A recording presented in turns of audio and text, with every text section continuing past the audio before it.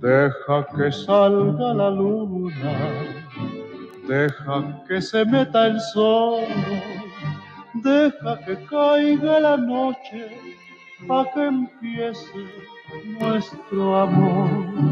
Deja que las estrellitas me llenen de inspiración para decirte cositas muy bonitas, corazón. Yo sé que no hay en el mundo amor como el que me das, y sé que noche con noche va creciendo más y más. Y sé que noche con noche va creciendo más y más.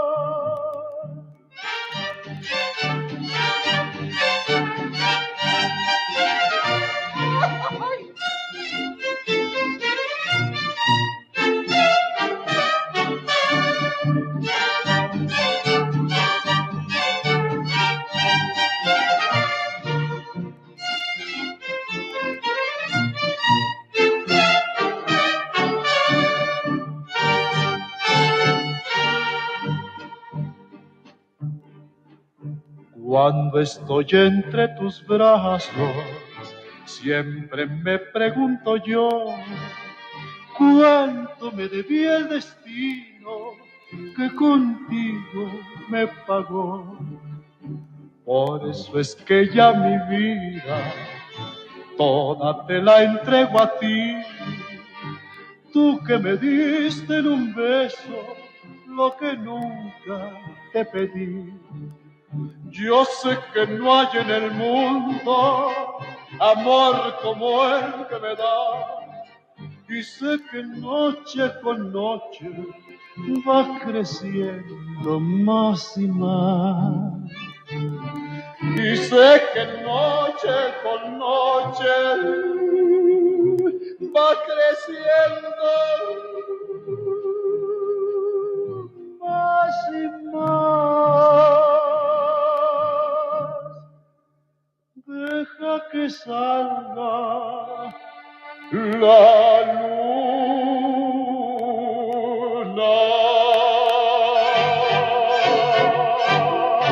Copyright disclaimer. This content does not belong to Bible Chronicles or claim this intellectual property. The content provided today has and always will belong to the content owner. Bible Chronicles does not have any affiliation with the owner of this property. As mentioned, Bible Chronicles did not intend to make use of any material for the purpose of harvesting gain. However, Title 17 of the United States copyright law states material in use can only be done when it's for theological or general educational purposes, and thus Bible Chronicles believes that this principal material falls under fair use, which honors protection under Section 107 of the same U.S. copyright law. Isaiah chapter 58 and verse 1. Cry aloud, spare not, lift up thy voice like a trumpet, and show my people their transgressions, and the house of Jacob their sins.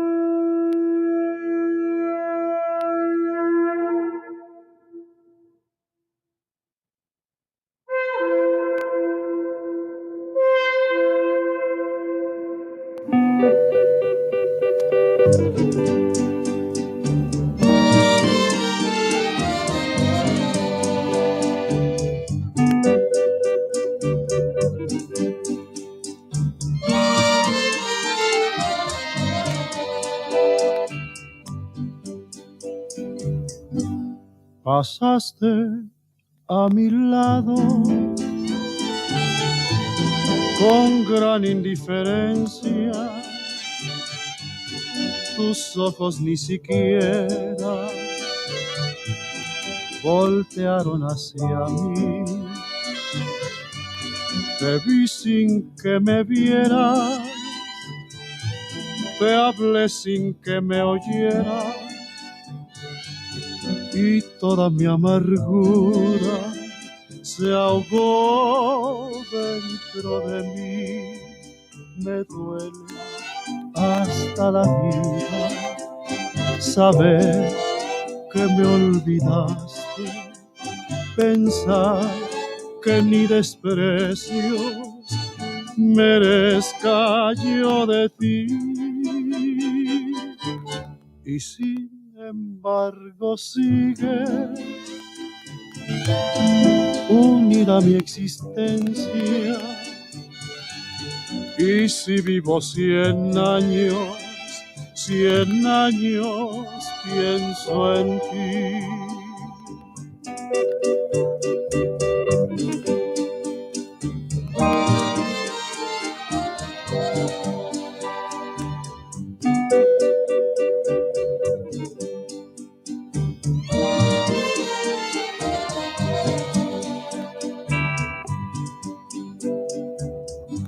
Pasaste a mi lado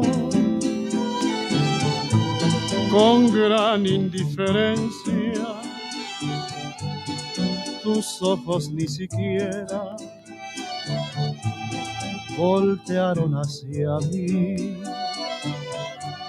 Te vi sin que me vieras, te hablé sin que me oyeras, y toda mi amargura se ahogó dentro de mí. Me duele hasta la vida saber que me olvidaste, pensar que ni desprecios merezca yo de ti. Y sin embargo sigues unida a mi existencia. Y si vivo 100 años, 100 años pienso en ti.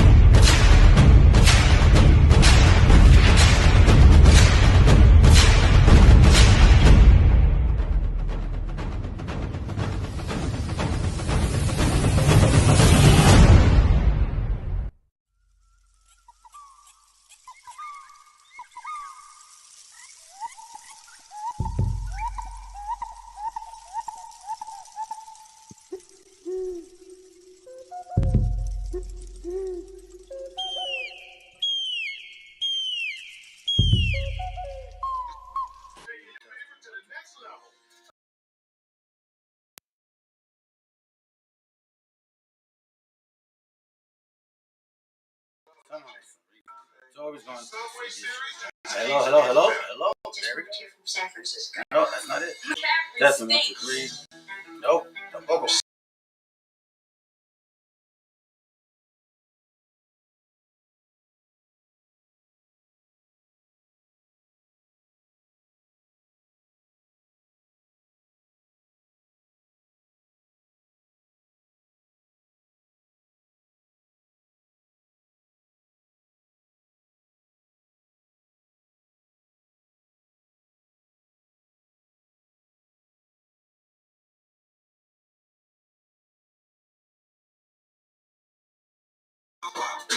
All right, so that's the camera. So that's not the one we're gonna use. Still the camera. Okay.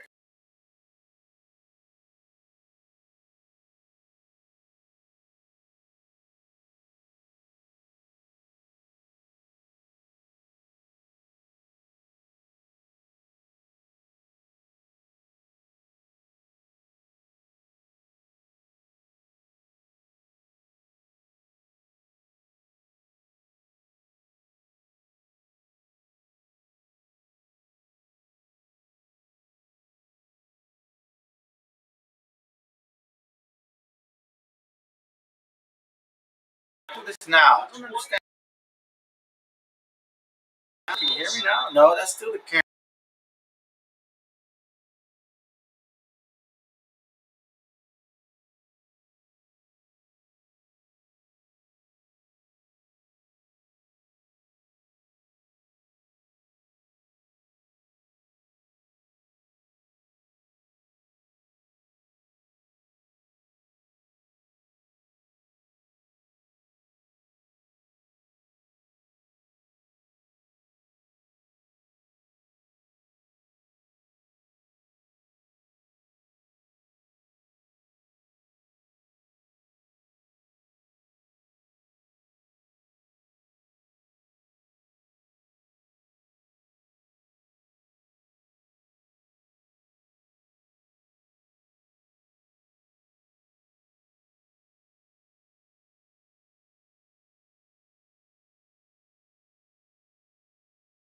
It's no, that's not what I want, bro.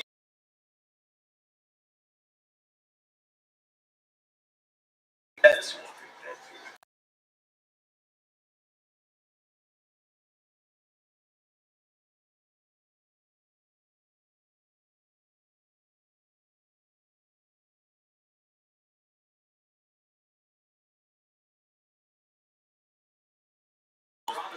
Let me start with you.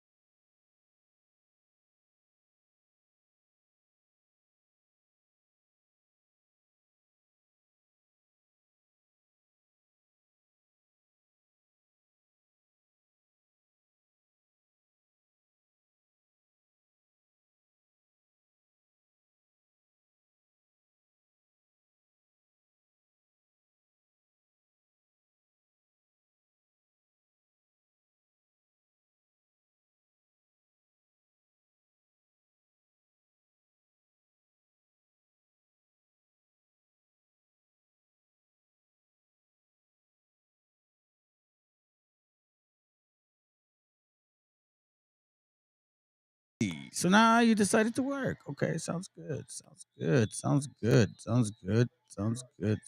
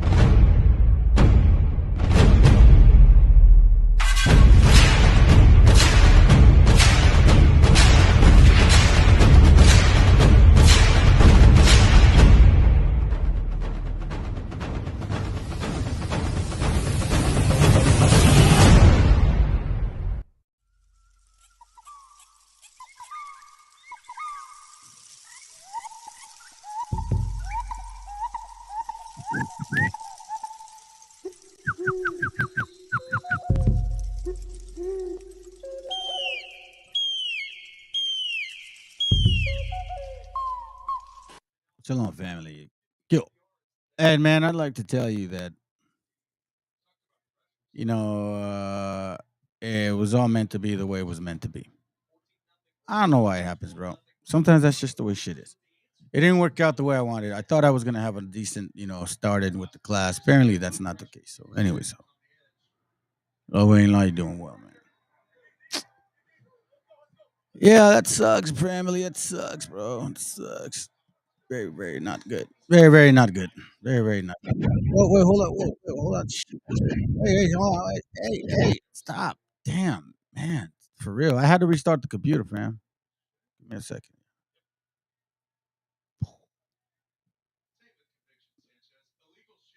All right, here we go.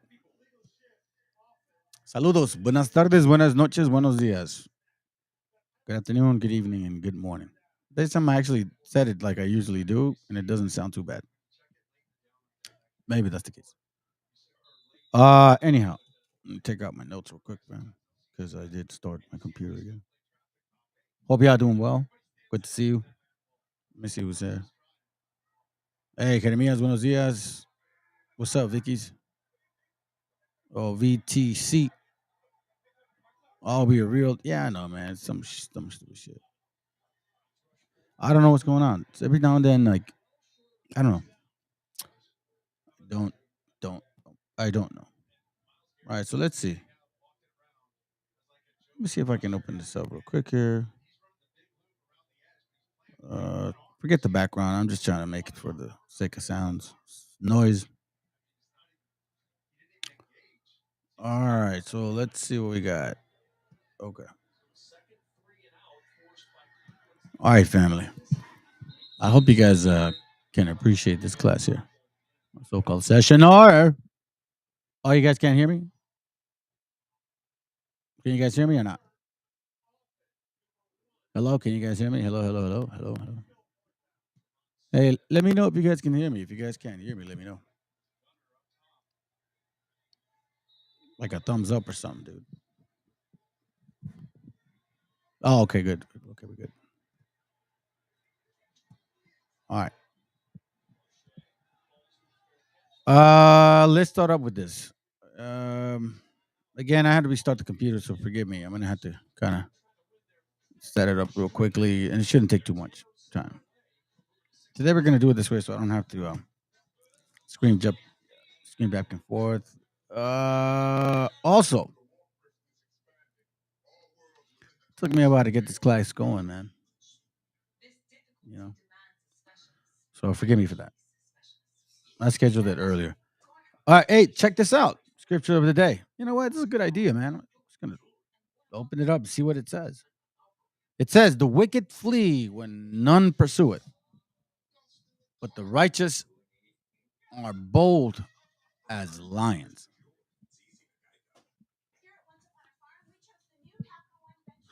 You know, there's a lot of ways to break this down. A lot of people use this like, yeah, you see, want to stay to the truth.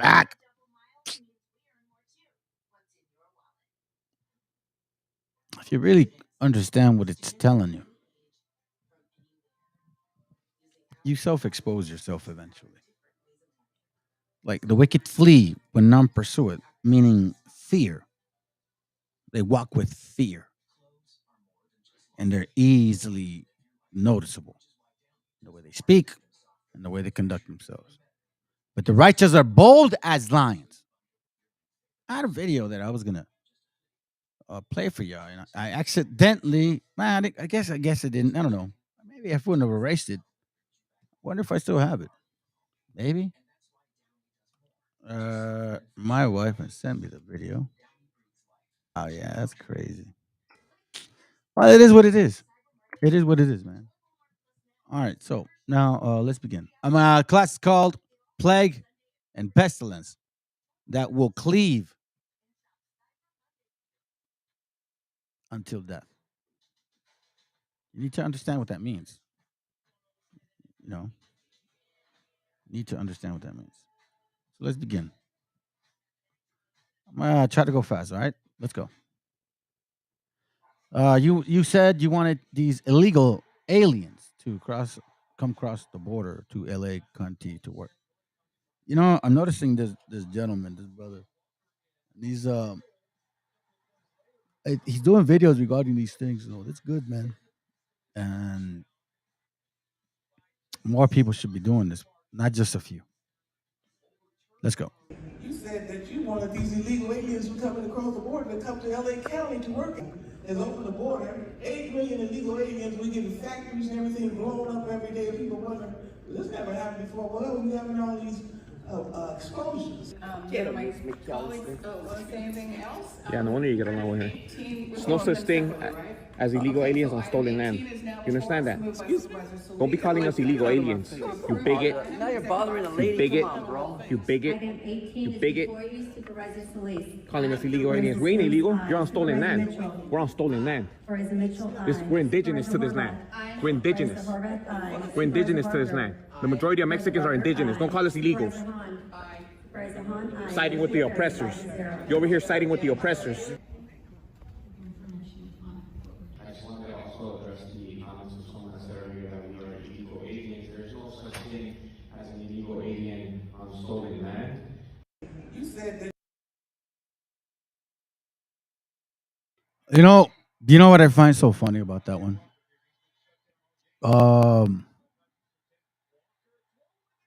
Well, the good news about knowing this history is that it shouldn't surprise you, right?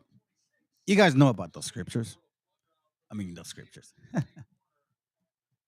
Let me show you something. Hold on a second. He goes, oh, perfect.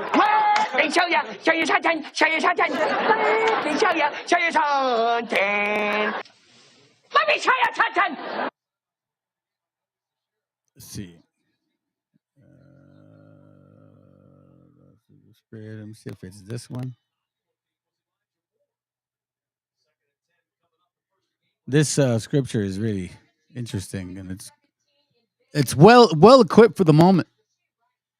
You know, that's why when you have an understanding that nations have a repetitive nature about them, it wouldn't be surprising. Which is then you're like, okay, I see why the Most High told us what He told us. Ecclesiastes 5:8 says, "If thou seest the oppression of the poor, and violent perverting of judgment, violent perverting of judgment, and justice in the providence." Violent perverting of judgment. I mean, that could also go into like the nerve of you. Now, again, which then relates to Deuteronomy 28:43. The stranger, 44. The stranger, no, 43. The stranger that is the stranger that is within thee shall get above thee very high, and you shall come down very low. The nerve. You know what I'm saying? But again, if you see the oppression of the poor and violent perverting, if thou seest the oppression of the poor and violent perverting of judgment, and justice in a providence, Marvel not at the matter. Why are we? Did we not tell? Did I not tell you guys that there's a particular type of spirit within people? I mean, we're very fast.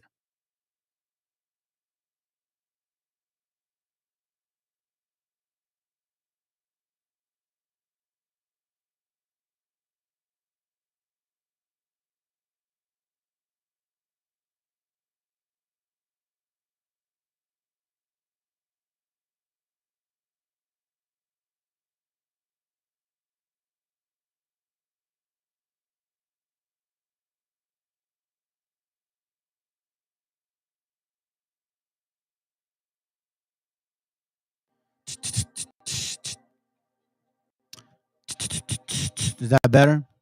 How much was I talking, bro? Anyways, my point being is the video shouldn't surprise you one bit, because this right here,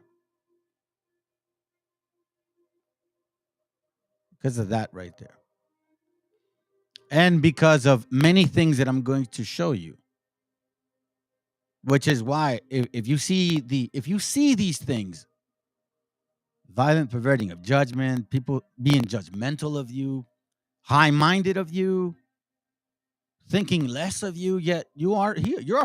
We are from here. Like, you got wobbleism and to wrap your mind around that concept. And I'm going to read you guys some things, because that's going to be either for tomorrow or Tuesday's class.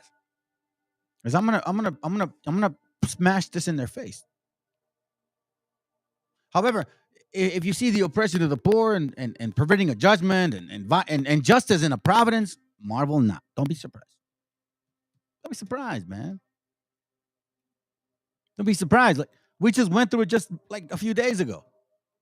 Would you guys forget?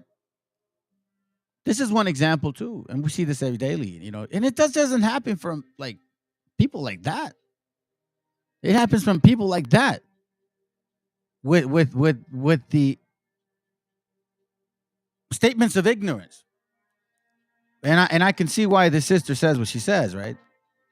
So let's listen in. Pay attention, because this is a short, brief message. She says, when someone mistakes me for being a Mexican, but I'm Native American.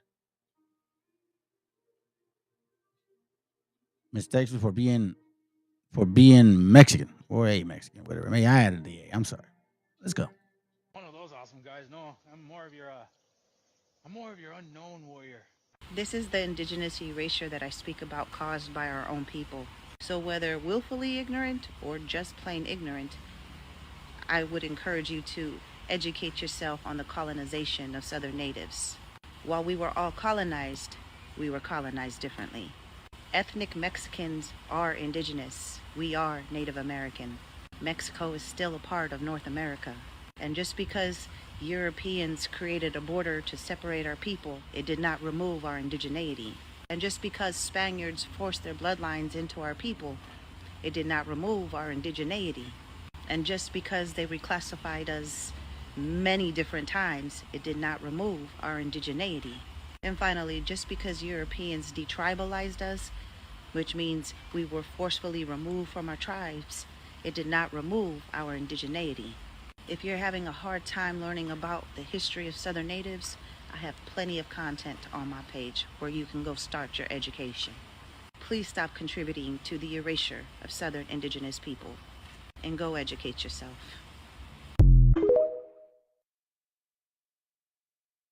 It's more than just that.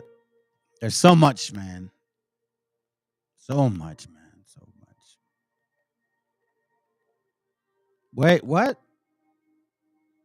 Wait, hold on. Before you say that, hold on a second. I want you guys to remember this. Viva Mexico, cabrones! Don't forget that shit. Anyways, speaking of Wobblers, what? One of them is now saying the something. So now they're going elsewhere again. These Canaanites. Oh man, you'll be surprised where I'm about to read to you later on. Let's continue though. Let's speed it up here a little bit. Let me close this up. So again, don't be surprised. Do not be surprised. Why? Because you know what? I mean, let's put it this way. Who has family members right now that celebrated Thanksgiving? ¿Para qué se hacen, güey? You know damn well your tios did, your cousins, your uncles, everybody did, bro. Nobody give a shit about this Thanksgiving whatsoever, man. Y'all lying. Why are we playing the game, bro? Why are we playing? We didn't give a damn.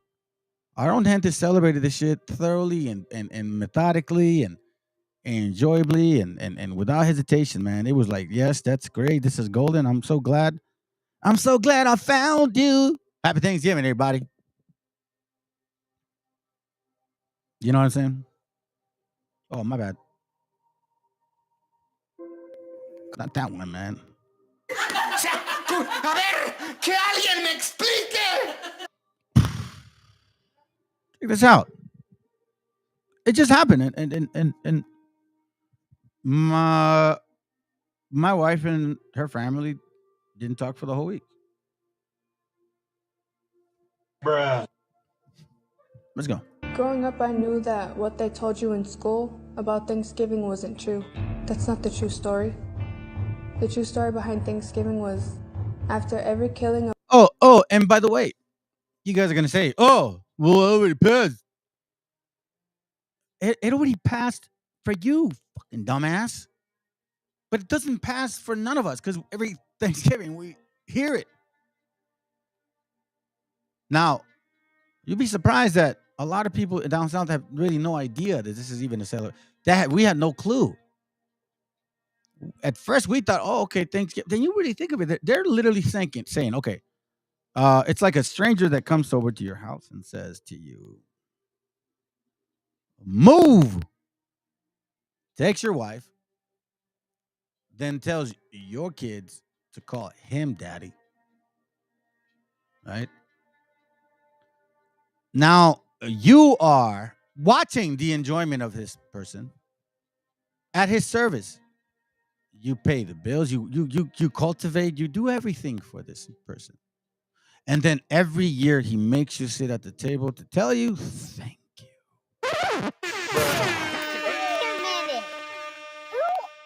you. This is who they are. Of a whole village, these European settlers celebrated it, and they called it Thanksgiving. But it wasn't until Abraham Lincoln became president that it became an official holiday.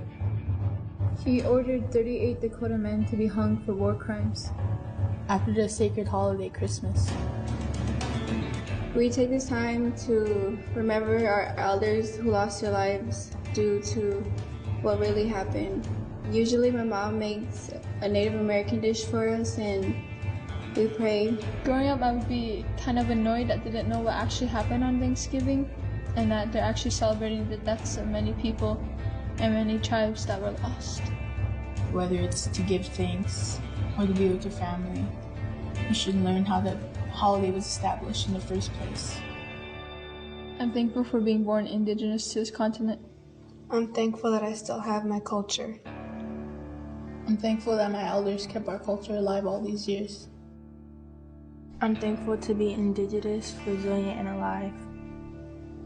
I'm thankful for us all to be able to stand together, stand strong, and stand as one. Happy Thanksgiving, America. Man, I'm telling you. But, you know, again, a lot of you guys don't care. Because, again, we have a lot of family that celebrated that shit still. Those are facts.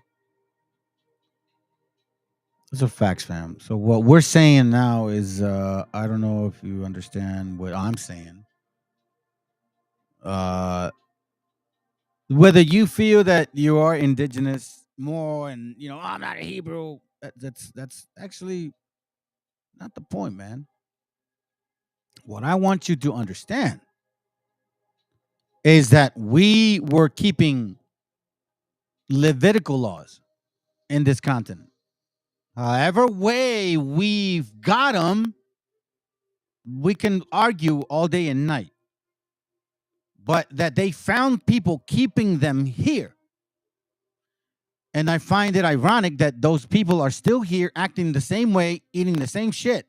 Excuse my language, not the same shit. I'm talking about, you know, like chapulines and onions and corn, maíz, which is in the Bible, unleavened bread. Oh shit. Roasted with herbs. Tacos de carne asada. Oof. Some of the best fish, by the way, is in this continent. Oh, damn. And I remember the fish. So what I'm telling you is that we do have a history, which is connected to the Most High. That's what I'm telling you. Okay? So don't misunderstand my point. Because we can only confirm so much, but man, if I can really, because let's be real with each other, family. What are the laws of God really telling us? How to conduct ourselves as better people? Hey, the millstone. All day, bro. All day. I'll go scripture on them all day, bro. There's none that they can't match that. I don't see chitlins in there, collard greens.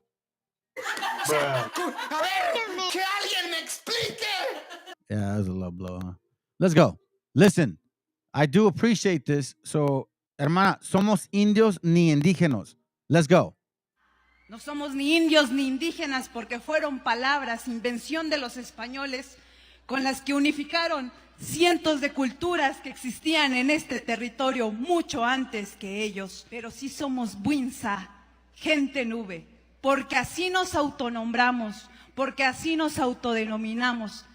Pero nadie nunca nos escuchó, nadie nunca nos consultó. Después de todo, ¿a quién no le gusta ser llamado por su propio nombre? People of the sky is what she's saying, bro. That's fire. And again, the power behind knowing that you have roots deeper than what you've been accustomed to finding of yourself. Historically, I'll tell you right now, it just means a lot, and it's very significant, and which is why it's important to understand. Because listen, again, family. Look, I'll be real with you, man. I've always been this way. The way I've always been is this, and I'll say it in Spanish. Yo con todo soy igual, güey. I don't like to favor people. I don't roll that way. I try to be fair, man. I try to be as fair as I can with my family, with my kids, like with friends, whatever. So-called friends now, or so-called friends I had. And I never liked being unjust, man. That just wasn't my shit. It just wasn't my thing.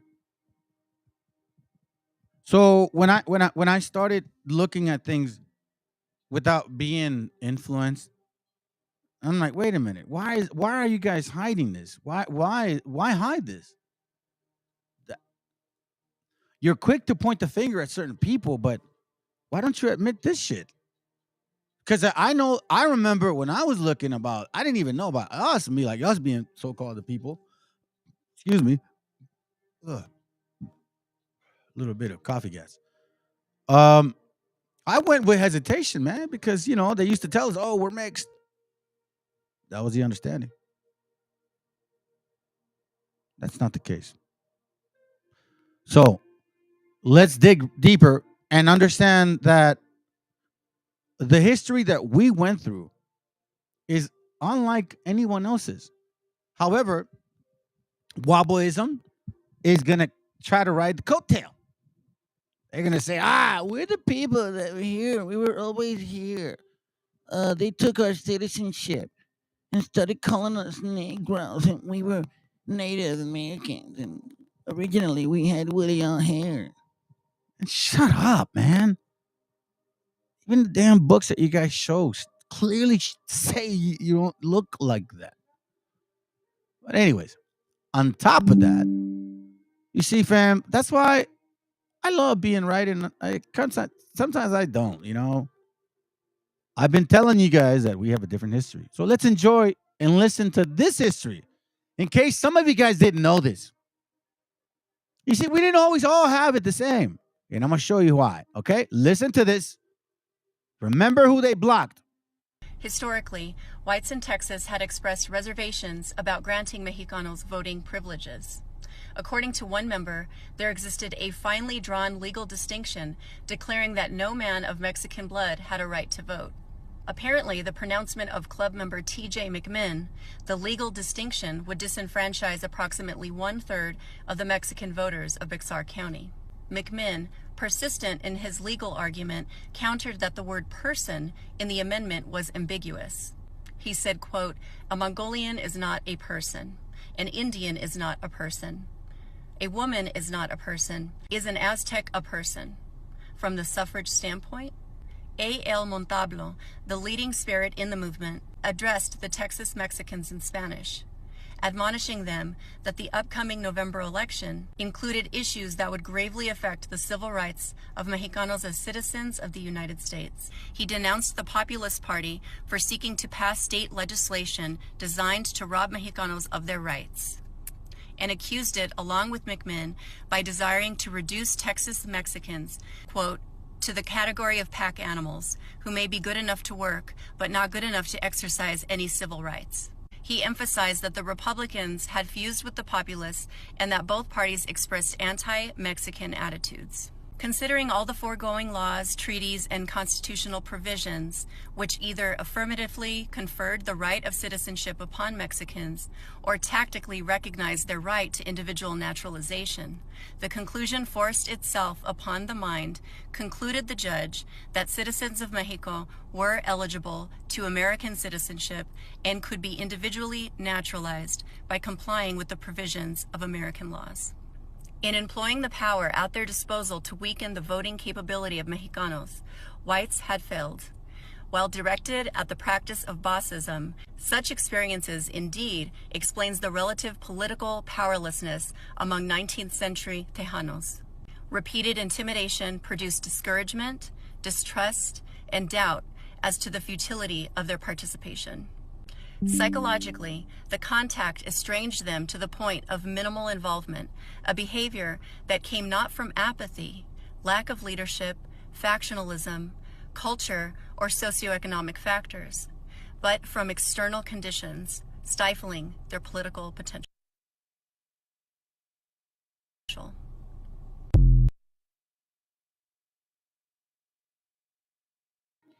A ver, que alguien me explique.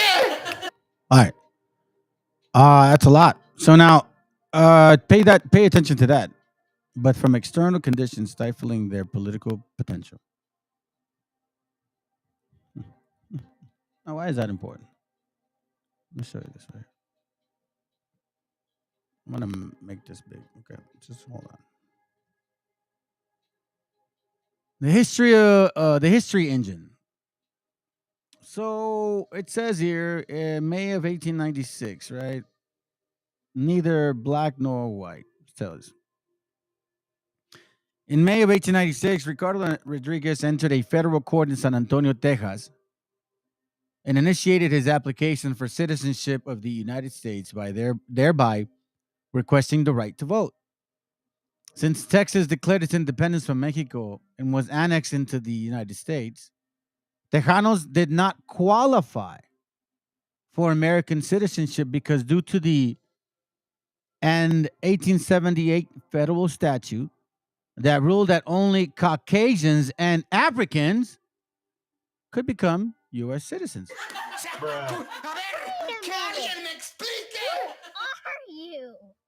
This is in 1872. So much for similarity, huh? You know, as I dig deeper into every century, I don't really see this much of a I see like a strained marriage. You know, like the marriage that they hate each other but they love each other because they need each other. And so again, here I want to make sure you guys understand too that, you know, just because you see the word Mexico, oh, he's talking about Mexico. Nah, man, this is if you even we still are under all an assumption. You look like me, I look like you, whatever, man. You're gonna get treated the same shit, same way. If you are sitting next to somebody that looks like me, you may not look exactly like me, but you will get arrested too. You know, they passed a law officially now. The governor signed Texas law that allows cops now to pull people over. Now, again, remember, if you think about this, family, those when you think about illegal aliens, are they going to pull over white people? Come on, fam. They're not going to pull over white people. You know they're not going to pull over white people, man. They're going to pull over people that look like me. They're going to be like, oh, shit, let me see that. Boom. Overdone. And if they don't, and if they're not legal, I mean, by all means, they'll make an excuse. What are they going to do? How are they going to get caught? They can make an excuse. Again, 1872, federal statute that ruled that only Caucasians and Africans could become U.S. citizens. Now, here's the funny part. Caucasians could become U.S. citizens. So that means you guys were also illegal as well, right? Texas did not consider Tejanos part of either race. Damn. You see? I'm telling you, but oh, my pavo. I want my pavos. I'm going to celebrate it with my freaking flag. Yep, look at this shit right here, bro. They're telling you Texas did not consider Tejanos as part of either race. You know what they considered you? Fucking beaners, bro. Some picoleros, way. Yet this statute did not specifically deny Mexicans that right either. This case brought naturalization of Mexican Tejanos and their rights to vote to the forefront of Texas politics. Point, family, is this caught my attention right here. So, like, I went into history and I told you guys before, I like to be fair because you need to know who is playing against you. Listen, it's like any sport. You got to know, fam. You got to know. You got to know. Like, for example, we just had a boxing fight. I mean, not we, you know, like I was in there. I'm a boxing fanatic, man. So Benavides fought this guy named Andrade. And I know when the guy got hurt, it was before the punch that hit him in the face with the right hand. It was really more 2 hits to the gut. And even Benavides said it in an interview that he hit him with a left. The only left that he was talking about was those lefts that went right into that rib. That was the setup. So you got to know your enemy or what you're up against. In this case here, we see other people voting against your best interest until this very day, because apparently Texas required more than just Caucasians for it to pass. Right? You know what I'm saying? Like, I mean, it has to, correct? It's not just güeros that live in Texas. You know what I'm saying? It's like Texas did not consider Tejanos part of. So as you know, that even then, Mexicans, so-called, who are technically fun here, you know what I'm saying? I'm just saying, because like, look, since Texas declared independence, Mexico was annexed into the United States. Now, they did not qualify. And it almost seemed like they did almost everything to not allow it to happen. According to Texas State Historical Association, in the year that followed, legal maneuver by politicians to disenfranchise all Texas Mexicans were at an all-time high.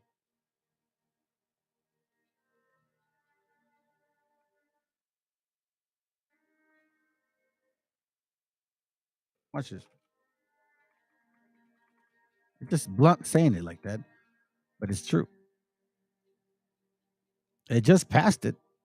I mean, he was over it. It was already agreed on. They approved the bill. This was October 26, 2023. Let me see. Hold on. Watch this.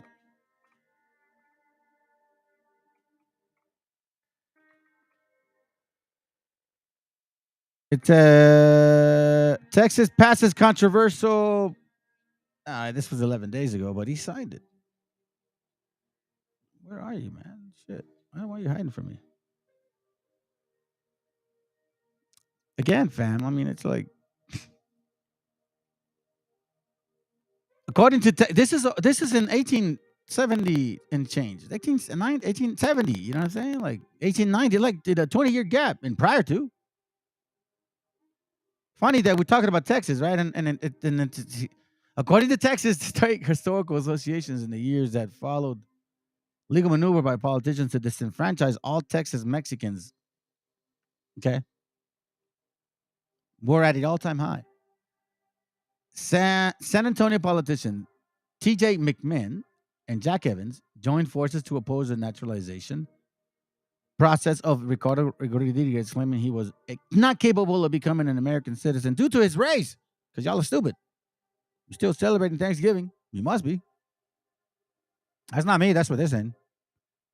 If you're doing what they say you're doing, for example, it says you're not capable of becoming an American citizen. Why? Was the guy stupid? And even if you, I mean, these tactics were proclaimed throughout Texas in order to. These tactics were proclaimed throughout Texas in order to garner support for their opposition to Tejanos' eligibility of citizenship and to discourage other Tejanos from applying. Do you understand that? I'm not saying this. I'm reading this to you. After a year of legal maneuver, on May 3rd, 1897, Judge Thomas S. Maxey ruled in favor of Ricardo Rodriguez, bestowing the rights of citizenship and thereby legally affirming the civil rights to Texas Mexicans to vote. In his ruling, he pointed out directly at three distinct documents.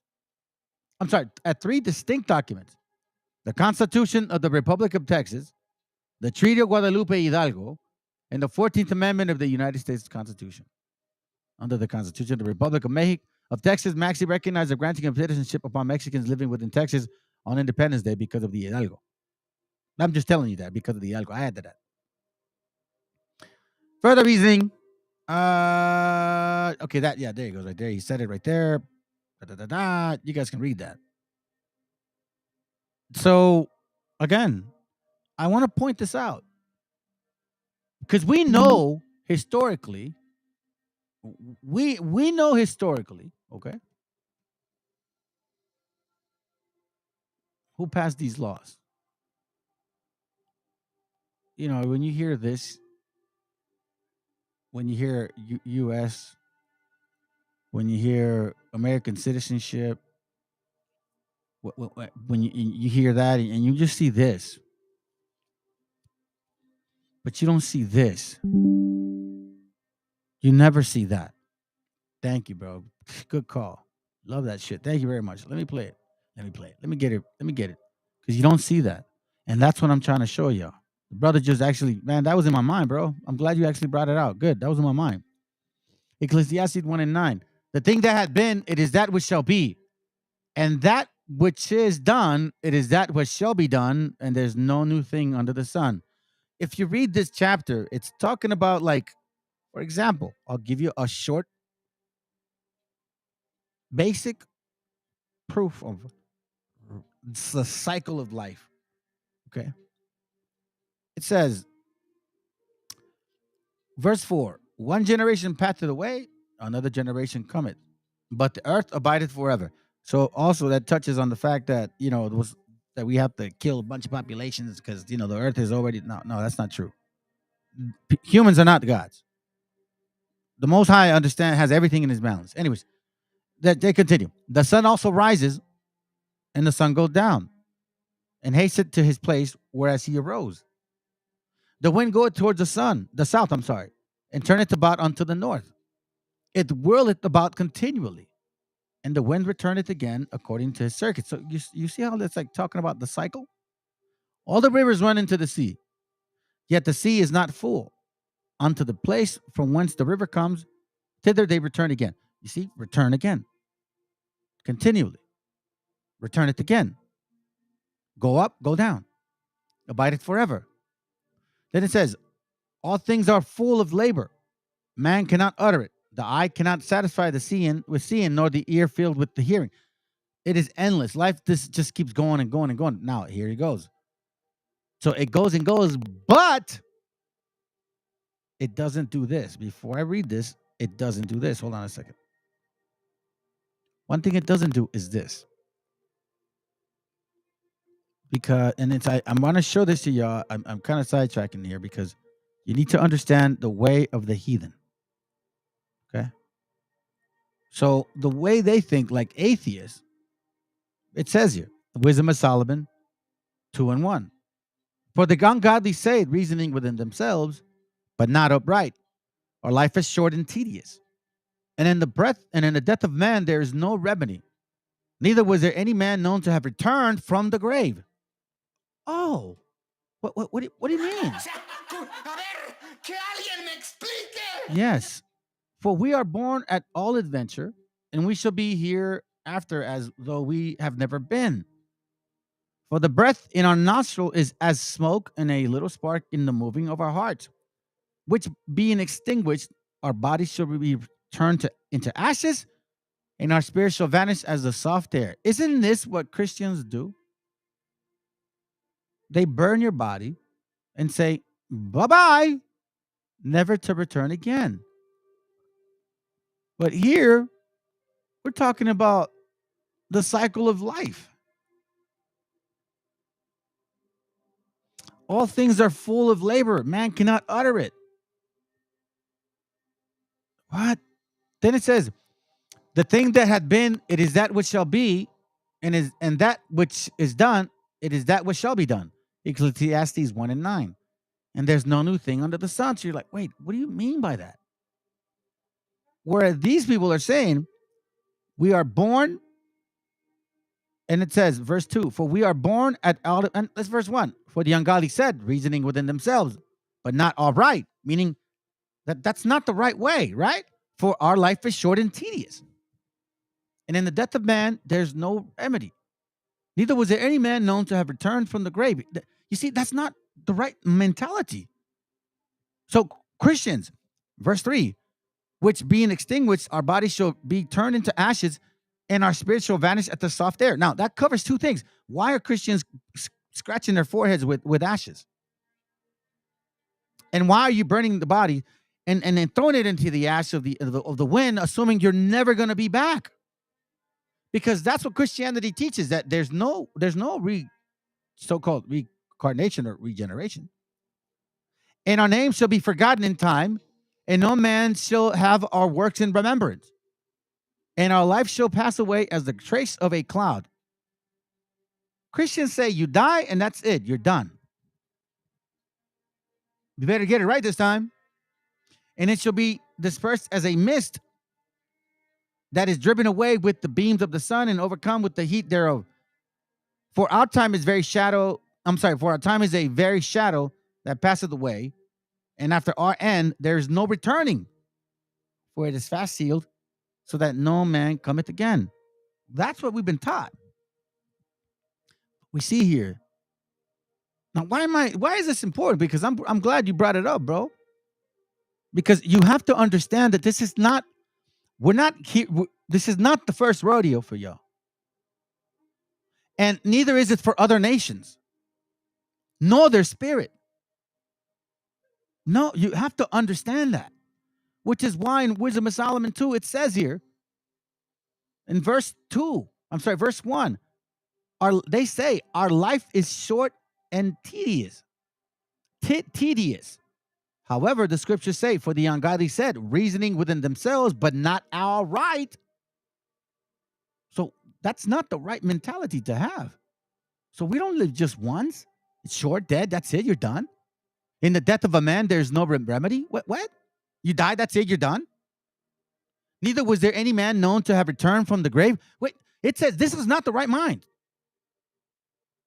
So wait a minute. So if we don't live once and die once, what the hell does this mean?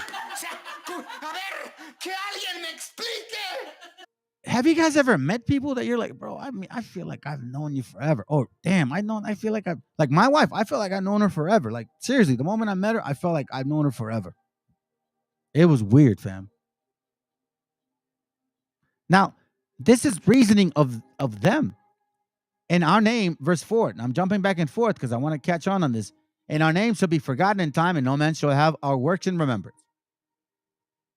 And our life shall pass away as a trace of the cloud, and shall be dispersed as a mist, and that is driven away with the beam of the sun and overcome with the heat thereof. That's why you believe, just live once, bro. Fuck it, that's what it is. No, you don't, dummy. On contraire. By you believing that that's the way it is, that's why sin is easy for you to do. Because you think that you ain't going to pay for it like that. You realize that the people that have mental illnesses, like for example autism, those are spirits. That's what my son's dealing with. What's that? Do what thou wilt shall be the whole law, the whole of the law, and that's what they pushing. Yep, come as thou will. So check this out. For our time is very of a shadow that passeth away. In our end, there is no returning. For it is fast sealed, so that no man cometh again. So check this. Come as you are, right? Come as you are. Come as you are, as you were, as I want you to be, right? Remember that famous song? Check this out. That's why for you Christians, it's easy for you to sin. That's why you think, hey, maybe just one more. Maybe just one more time. Maybe just one more Christmas. Maybe just one more, maybe next year. Nah, that guy's full of man. It's not true. Verse 6, come on, therefore, let us enjoy the good things that are present. You see that? But you see, before he said this, or that mindset, because these are actual thoughts that you actually go through too. Don't think that it's just for the heathen. This is a spirit, fam. This is a spirit here. You got to understand these things. So what this is saying is setting you up. Hey, you only live once. Who cares? Come on. Life is short. Have a drink. Bro, just get laid, homeboy. Just you live. Come on, you're a man, dog. Just fucking do it. You know what I mean? Just do it. Just do it. Just do it. You a man. You know what I mean? Show your roots and shit. You know what I'm saying, bro? Who cares, bro? You good. You good. You're gonna get young, man. Bro, you get old, bro. You only live once. You're only young once. Come on, therefore, let us enjoy the good things that are present. And let us speedily use the creature like as in our youth. Oh, shoot, as in youth. Wow. Let us fill ourselves with costly wine and ointments. Okay, man. Get drunk every Friday, Saturday, and Sunday. Whatever. Get laid every Friday, Saturday, and Sunday. And let no flower of the spring pass us by. Whoa. I'm just showing you one point, fam, because you have to understand this is the way that the heathen thinks. And they're here again. And they're making you think like this. Let us crown ourselves with rosebuds before they be withered. Let none of us go without his part of our voluptuousness. Let us leave tokens of our joyfulness in every place, for this is our portion, and our lot is this. Again, Ecclesiastes 1:9. The thing that had been, it is that which shall be, and that which is done, it is that which shall be done, and there's no new thing under the sun. Thank you, bro. I see you, man. I see you, bro. I'm kind of in it, but I see you. I read it. Thank you, bro. Thank you. Thank you for that, too. Ecclesiastes 3:15. It says, that which has been is now. That which had been is now. And that which is to be had already been. What? Let's read it again. Let's see if I can get in a different translation. Bro, don't do that, man. Come on, dude. Keep it simple. Keep it simple, stupid. Let's see what we got. What can I change this? I don't really use this.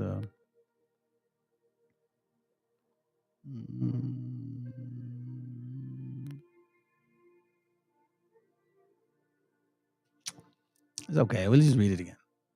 Check it out. Ecclesiastes 3:15. That which has been is now. So it's telling you what happened in the past is occurring today. Okay? Watch this. Oh, wait a minute, dude.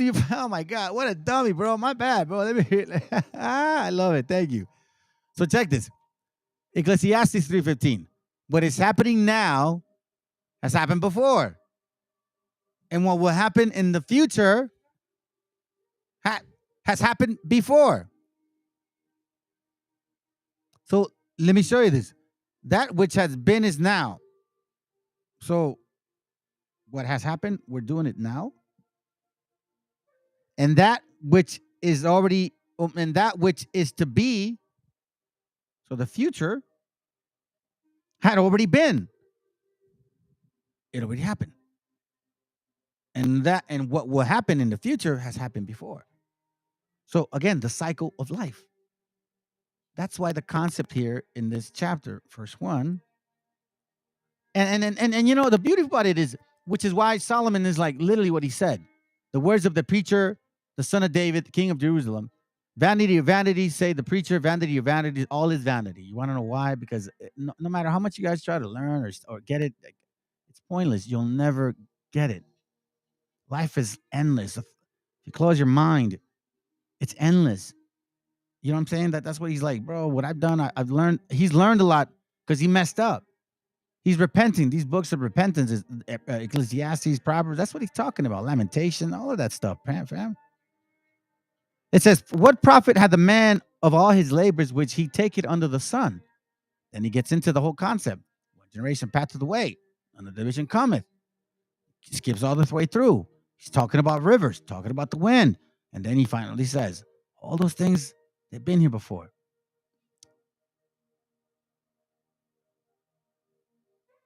Verse 9, the thing that had been, it is that which shall be, and that which is done, it is that which shall be done, and there's no new thing under the sun. So, aside from the point, you have to also understand that since this is going to happen, we're also not going to remember. Verse 11, there's no remembrance of former things. So they say, oh, that's right, I was dreaming of my old life. Shut up! Not true. Maybe, but no, don't come with that shit. Like, that's one thing I might have had some dreams, man, but I don't, man, I let it leave that to private conversations, you know, between maybe small talk shit, you know what I'm saying? But not like, don't go prophesying off of dreams, bro. I'm telling you. It says, there's no remembrance of former things, neither shall there be any remembrance of things that are to come with those that shall come after.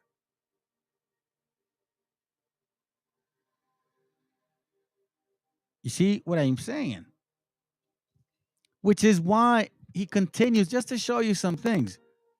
Verse 12, I, the preacher, was king of Jerusalem in Israel in Jerusalem.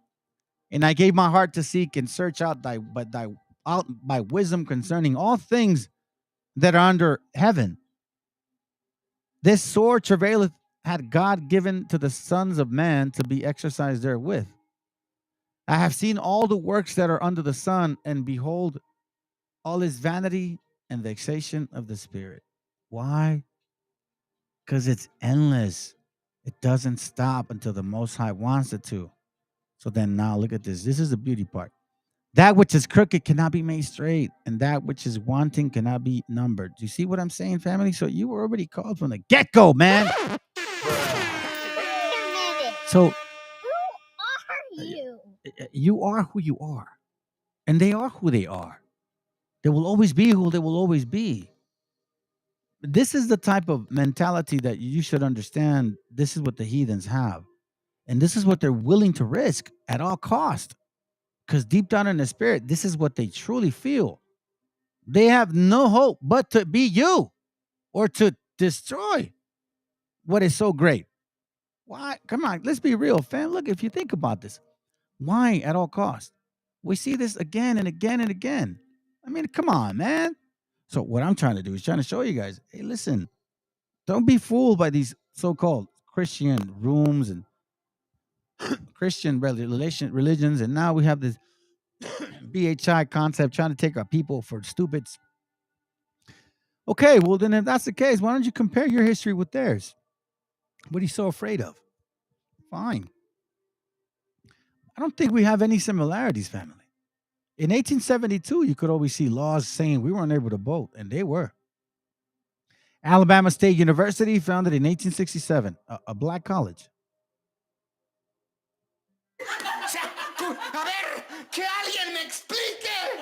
How many people you think spoke Spanish? I mean, know how to read and write Spanish at that time in Mexico?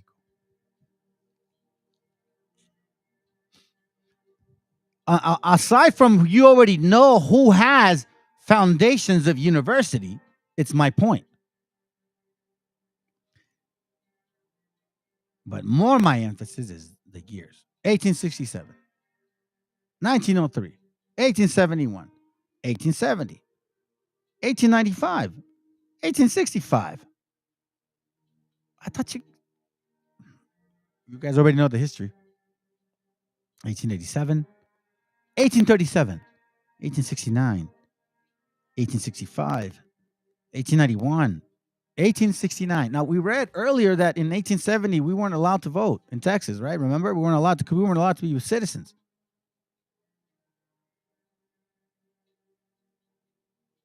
And this list goes on and on and on. 18 something, 18 this, 18 that. There's a lot of 18s in there, fam. You're gonna tell me that we have similar histories? No wonder you guys enjoy it. I mean, and by the way, well, let's just continue. So it shouldn't surprise you, this law that passed this Tuesday. Polls show twice as many blacks support deportation than oppose it. Now, why am I going this route? We can read all the articles and all the details and all the digits, right? Because of this, family. This is why I'm going this route. Because of this. Look, I'll show you. Illegal alien crime wave. Some of the most violent criminals at large today are illegal aliens. See that, fam? You guys are violent people. Yet in cities where the crime these illegals commit, I want to also think about the names, the way they use things. Yet in cities where the crimes, these aliens,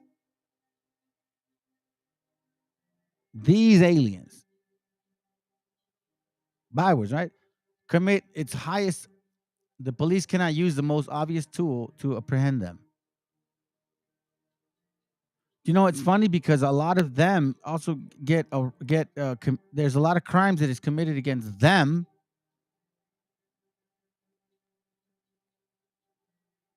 but they're afraid to mention it.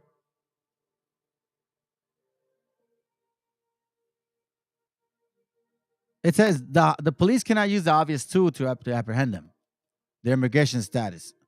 In Los Angeles, for example, dozens of members of ruthless Salvadoran prison gangs have sneaked back into town after having been deported for such crimes as murder, assault with a deadly weapon, and drug trafficking. Police officers know who they are and know that their mere presence in this country is a felony. Yet, should a cop arrest an illegal gangbanger for felonious re-entry, it is he who will be treated as a criminal, violating the LAPD rule against enforcing immigration law.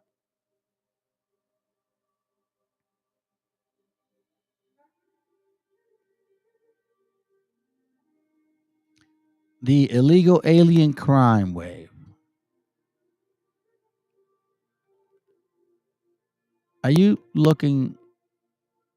Why are we ignoring these things?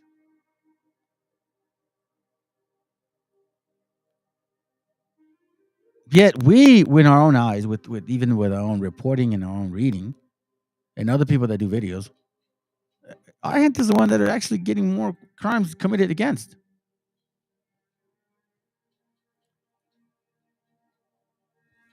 And then you got people like him who say, Democrats look to replace black votes with illegal immigrants. Case in point. Again, what has been is nothing new under the sun. You know what's even more insulting? Watch this. It's not just here. Llegó un americano, un estadounidense, y me pitó, me empezó a pitar, entonces yo volteo y me asomo y veo que hay espacio suficiente para que pase. Pero me empezó a decir que Mexican fucking, Hanna Babich y de todo, me gritó, me barrió, me trapeó, con palabras racistas. Vaya cosa, debería ser yo el racista con él. Y él fue el que me trapeó. Ahorita voy a poner sus placas aquí en el video para que vean la foto. Ahí se las voy a poner aquí. Y trae placas de Jalisco, es un americano, norteamericano, estadounidense que vive aquí.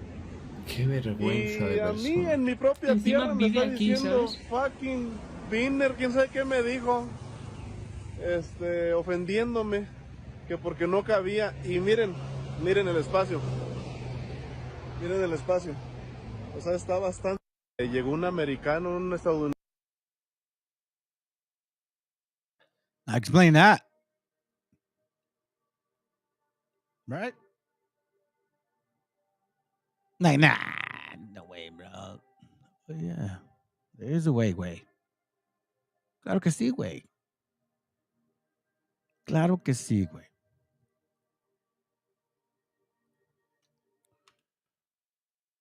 Get into this real quick. Okay? Show you something. Let's go with some scriptures for a while. Come back to some videos in a little bit. Let's go to Isaiah chapter 47, verse 10. Watch this real quick. It says, "For thou hast trusted in thy wickedness. Thou hast said, none seeth me. Thy wisdom and thy knowledge, it hath perverted thee. And thou hast said in thy heart, I am, and none else beside me." This is how these nations have been acting towards us, towards the Most High. Like, I don't care. He's good. God bless America. That's the concept, right?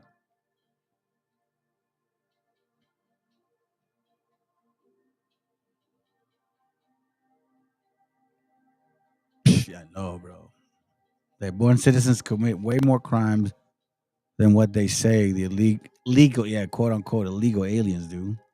There's been statistics that have been shown that, but yet MSN covers it up. Yep. Yep. Hey, shalom, bro. By the way, good to have you here, man. I know. Check this out. So, because of this thought, and this place has gained power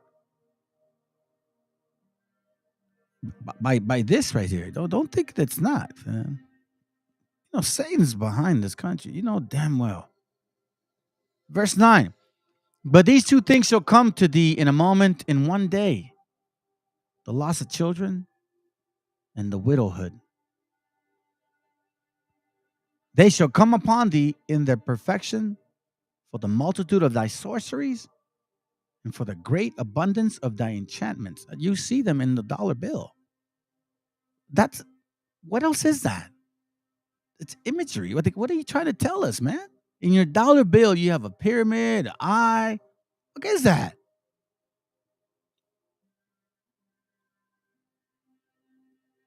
I mean, we keep hearing so-called rumors about masonry, Freemasonry.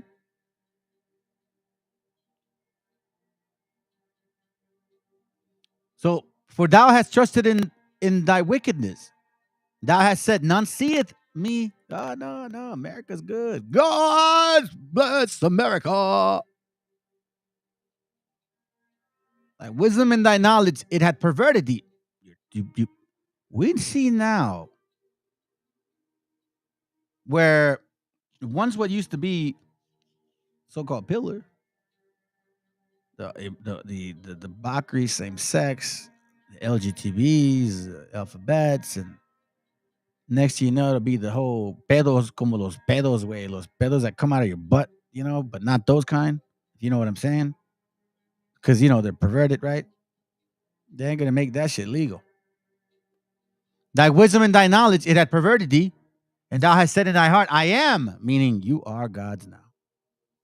You allowed people to have the mentality, high-mindedness, a culture with. That's why Jeremiah says it very clear. Learn not the way of the heathen, for their customs are vain, meaning their costumbres are full of vanity. They trusted in their ways and their wickedness, their wisdom, their high-mindedness, their pervertedness. I am, I am my own king. There's no God. Laws are done away with. What are you talking about? And none else beside me. Then it says, therefore shall evil come upon thee. Thou shalt not know from whence it riseth. We see these great so-called scholars, BHIs, Christians. It's going to be on this day. Oh, the end of the world is in 2000.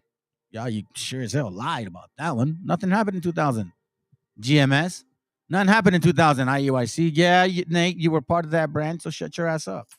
Nothing happened in 2000. ISUPK. Sakari. Yeah, you guys are all part of that branch. So, and Christians, nothing happened in Y2K. Oh, you conspiracy theorists, all of you guys, nothing happened. Where's your Nostradamus? Nothing happened.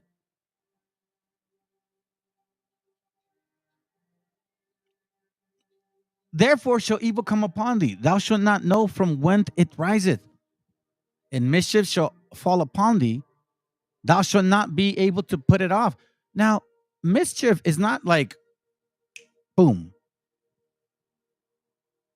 And it says, evil shall come upon thee. And you won't know when it riseth. So you won't, it's kind of like you're a frog in that warm water. You don't even realize that it's freaking boiling right now, bruh. That's what it's saying. And the mischief shall fall upon thee. What are we seeing with so-called drug abuse? You guys decide on that. Thou shalt not be able to put it off. You created it. The fentanyl problem, you created it. You cause a lot of people to get on an addiction. And mischief shall fall upon thee. That was your mischief. And thou shalt not be able to put it off. Now you got a problem. And desolation shall come upon thee suddenly, which thou shalt not know. Now, we know this one thing. We know this for a fact. Watch this, fam. Stand now with thy enchantments and with thy multitude of thy sorcery. How in the world do you think phones work? You gotta be kidding me, fam. For you to use cell phones, how do you think that happens? You know what I'm saying? Like, how do you think that happens, fam? You call somebody, they're somewhere else, and you can talk to them. How does your voice transmit? How did they know this? Where did they learn this from? With the multitude of thy sorceries, wherein thou hast labored from thy youth, if so be thou shalt be, if so be thou shalt be able to profit, if so be thou mayest prevail. If so be. But that's not what I see, fam. It's not what the scriptures say either. They say otherwise. Watch this. Let's go real quick into this. Revelation 1:16. Watch, okay? It says, and the 10 horns which thou sawest upon the beast, these shall hate the whore. Now, let's keep in mind that we have nations. Let's talk about these 10 horns which thou sawest upon the beast, these shall hate the whore. Meaning these nations, these powers. Each horn is power. That's what horn stands for, power. These shall hate the whore. So these powers shall hate the whore. And shall make her desolate and naked, and shall eat her flesh and burn her with fire. Scriptures talk that that's what's going to happen.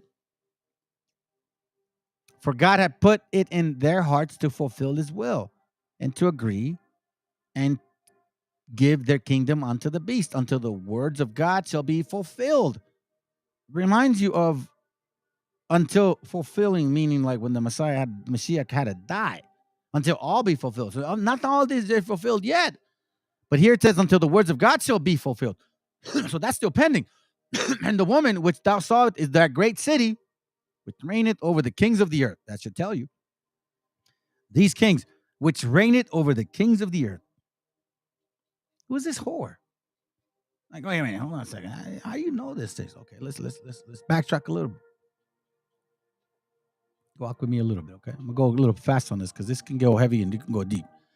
Revelation 6:1 says, and I saw when the Lamb opened one of the seals, a book, and I heard as it were the noise of thunder.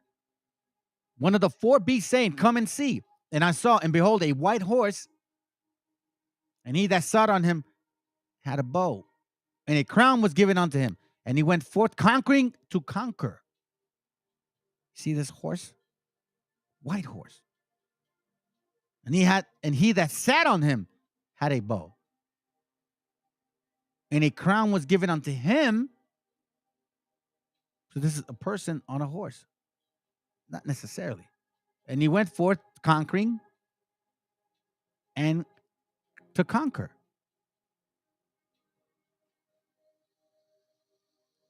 And I saw, and behold, a white horse, and he that sat on him had a bow, and a crown was given unto him, meaning he had a power, and he was king. A bow, meaning firepower. And he went forth conquering. Conquering. So now, if you consider taking the time to read this chapter, please do. This powerful so-called person on a white horse was also given this.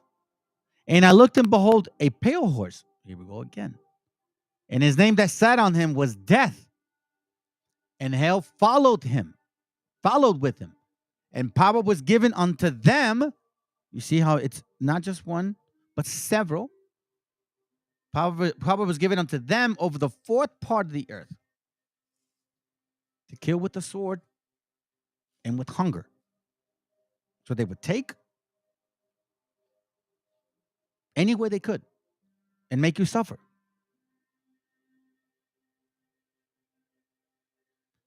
Check this out. And with death and with the beast of the earth. And when he had opened the fifth seal, I saw under the altar let me not go there just yet, because here's a point right there.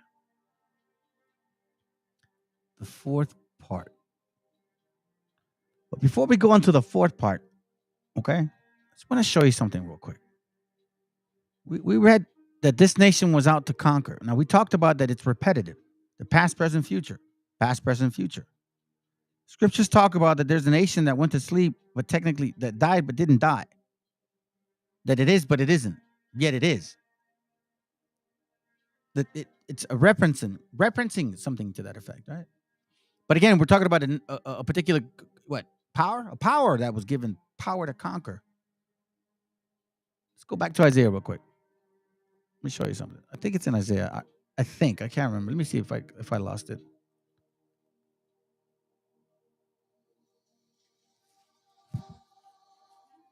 No.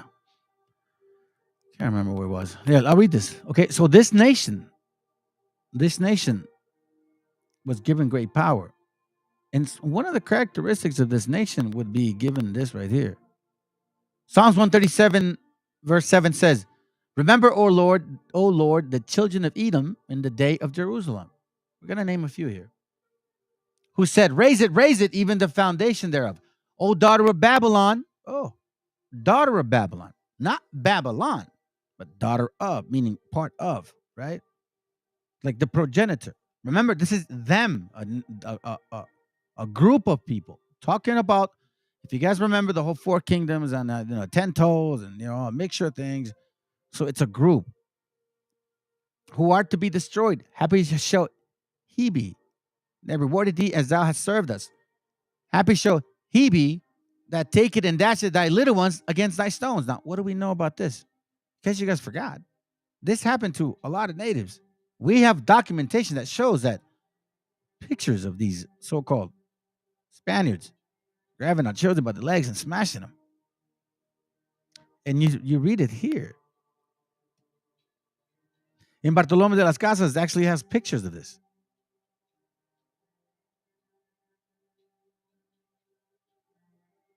So, this nation was given power to conquer.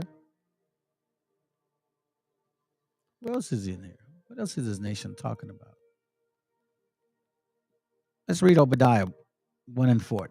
1 and 3. I'll just read it. 1 and 1. The vision of Obadiah. Thus saith the Lord God concerning Edom. We have heard a rumor from the Lord, and an ambassador is sent among the heathen. Rise, ye, and let us rise against her in the battle. Behold, I have made thee small among the heathen. Thou art greatly despised.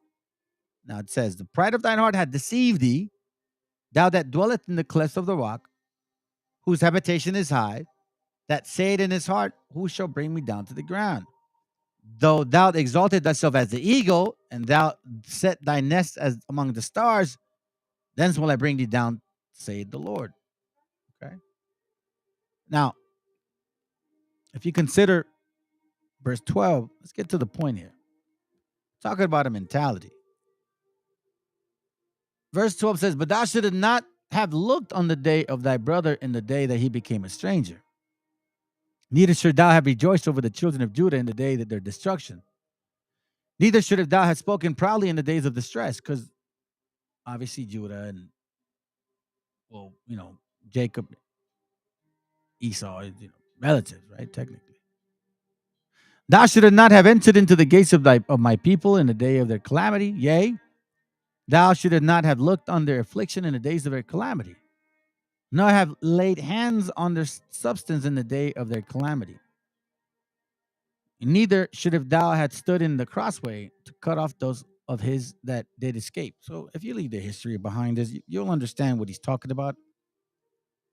Neither should thou have delivered up those of his that did remain in the days of distress. For the fear of the Lord is near upon all the heathen. You see, not just one. As thou hast done, it shall be done unto thee. Thy reward shall return upon thine own head. Hold on a second. Hold on a second here. Upon who? Let's not forget, fam. In the house of Jacob shall be a fire. In the house of Joseph a flame. In the house of Esau for stubble. You need stubble to burn. And they shall kindle in them and devour them. And there shall not be any remaining of the house of Esau, for the Lord has spoken it. But hold on. See, BHI love to stay there. And they of the south shall possess the mount of Esau, and they of the plains the Philistines. And they shall possess the fields of Ephraim, and the fields of Samaria, and the Benjamites shall possess Gilead, and the captivity of this host of the children of Israel shall possess that of the Canaanite. Well, nobody ever mentions that. You know what I'm saying? The hell? You don't realize that?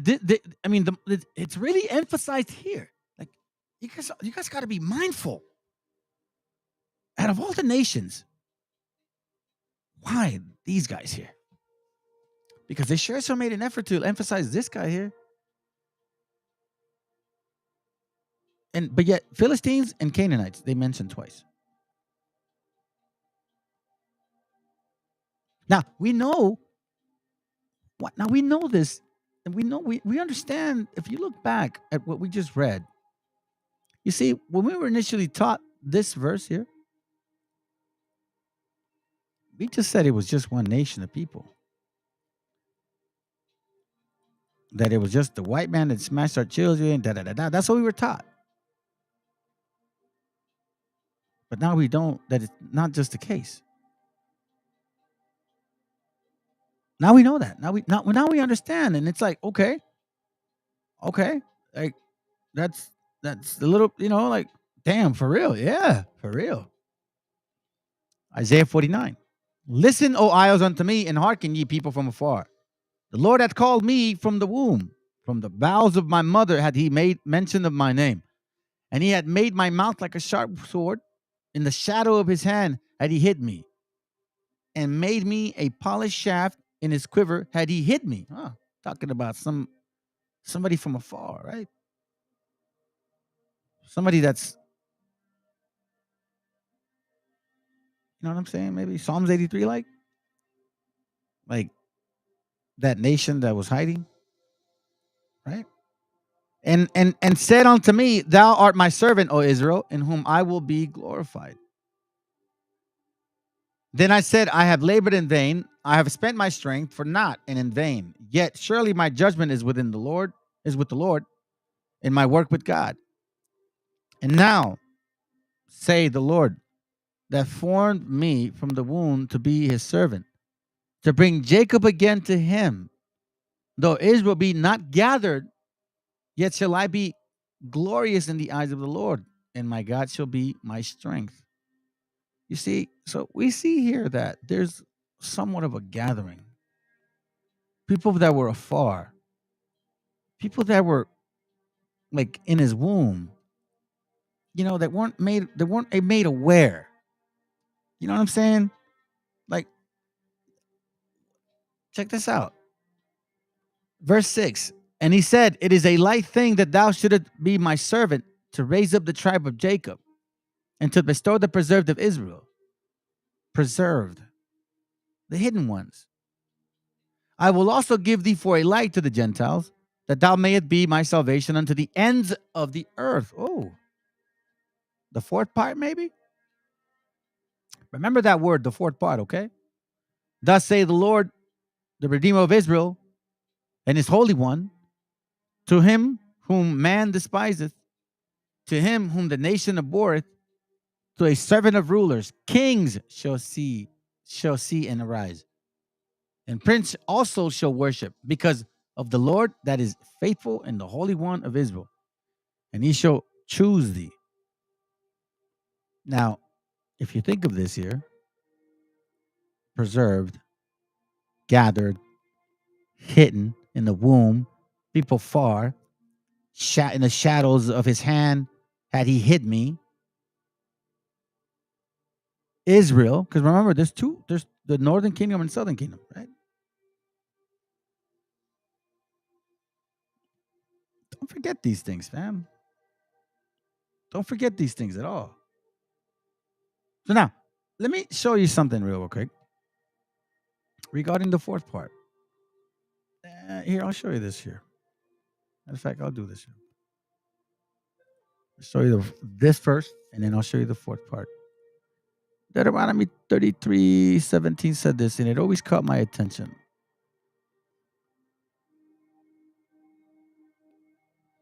Deuteronomy 33:17. His glory is like the firstlings of his bullocks, and his horns are like the horns of unicorns. With them, he shall push the people together to the ends of the earth. And they are the 10,000 of Ephraim, and they are the 1,000 of Manasseh. And he goes into, some tribes here, right? But here's the interesting part. And his horns are like the horns of unicorns. With them, he shall push the people together to the ends of the earth. Now, okay, together with the ends of the earth? Yeah, okay, check this out. Remember he mentioned unicorns, huh? Now, the reason I'm bringing this up is because the fourth part, the ends of the earth, okay, wait, where are you going with this? You'll see where I'm going with this.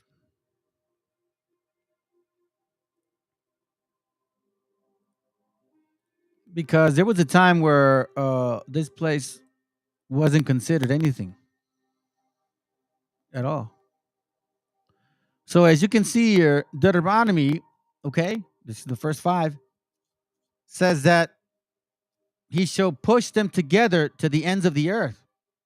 And he also kind of shows a hint of horns, like horns of a unicorn, to the ends of the earth, right? To the fourth part. We don't know the fourth part yet. Have we? Okay, hold on. But I find this so interesting. It's a map from 1587, right? I've showed this before. Now, we know that America was considered Arsareth at that time. We know that. 2nd Ezra 13:40, if you see, it's talking about the 10 tribes. For the sake of time, let me just skip it through. You guys know how it goes. Now, it says here, verse 45, for through that country there was a great way to go, namely of a year and a half, and the same region is called Arsareth. Now, it's part of Arsareth, not Arsareth itself. Okay? So I find it funny because we say Arsareth, and then it says here, like Deuteronomy 33:17, his glory is like the firstlings of his bullock, and his horns is like the horns of unicorns. With them he shall push the people together to the ends of the earth, right? So if you connect these two together to the ends of the earth, the unicorn, then it says here that we went through a whole region and then we had to cross another way before we went a year and a half. But that region is called Arsareth, right? Just you follow me real quick. So I'm like looking at maps and then I go, wait a minute. Ain't that a freaking unicorn right there? Boom. And then right next to the unicorn, it says Arsareth. And I'm like, what? And I know it's not like a unicorn, but it's like, yo, when you start looking at scriptures in a certain way, man, it's like, what the captivating thing about it? With them, he shall push together to the ends of the earth. This is kind of like to the ends of the earth. And then it says here that we traveled a long way.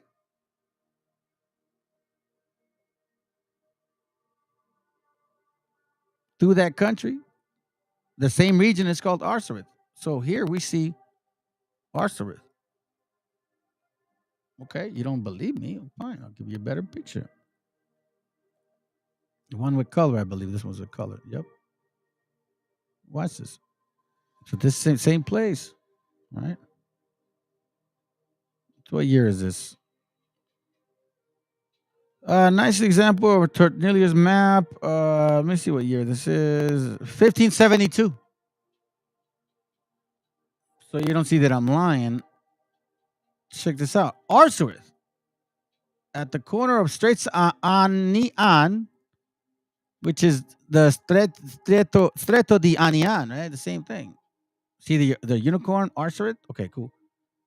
And here we see Arsareth again. And it says Arsareth for Esdras, capítulo 13. Come on, fam. Come on, fam. Wait a minute. Who are you? I'm your big daddy. That's who I am. So we see here that. Okay, now.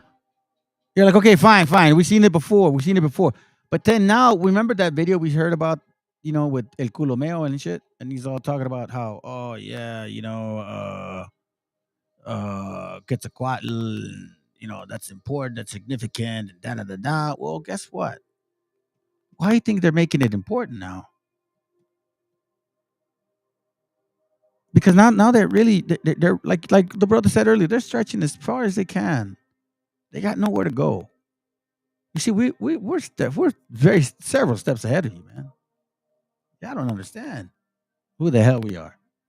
Now, you guys saw that to the ends of the earth, right? All of that stuff. Now, keep in mind that the scriptures also say this right here. Okay? Revelation 6, let me remind you, in case you guys forgot. So it said that this nation was going to go conquer everywhere. Revelation 6:8. And I looked and behold a pale horse, and his name that sat on him was Death, and hell followed with him. And power was given unto them over the fourth part of the earth, to kill with the sword, and with hunger, and with death, and with the beasts of the earth. So we understand now that at one point, this right here wasn't conquered yet, okay? From so-called Europeans. So this part, what was that part called? Well, we're going to find out right now. We're going to find out right now what it was called. This book is called The Geography Rectified, or a Description of the World in All Its Kingdoms, yada, yada, yada. Year is 1693. So the understanding at that time about America was basically, I'll show you itself. I'm not even going to say it. Okay. Hold on.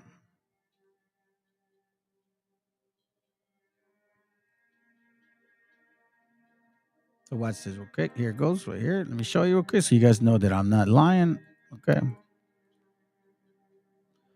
It says here, let me go up a little bit. It's page 5. Kind of going through a lot and you can see the writing, right? So, I'm not BSing y'all. Check this out. Thus, much of the geography, the special is that which setteth forth the description of. Keep in mind that some of these F's are S's, okay? So when I'm reading, you guys are going to hear me say like S's or F's, or I mean, they look like F's, but they're technically S's. Okay. Oh, cool. They look like S's. Okay. I mean, they look like F's, but they're actually S's. The special is that which set it forth the description of the terrible globe, so far forth as this divided into distinct parts or places, and is either the description of some great integrating part of the earth, or of some one region, or so is properly called chorography, or of some particular place in a region or country, which is topography.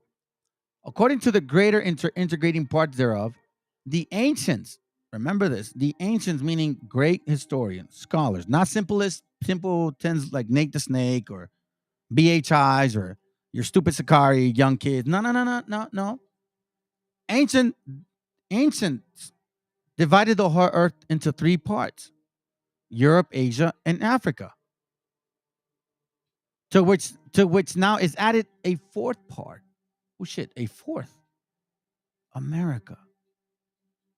There again divided into provinces, countries, and kingdoms. So now we see that 1, 2, 3, Europe, Asia, and Africa were three parts. Three parts.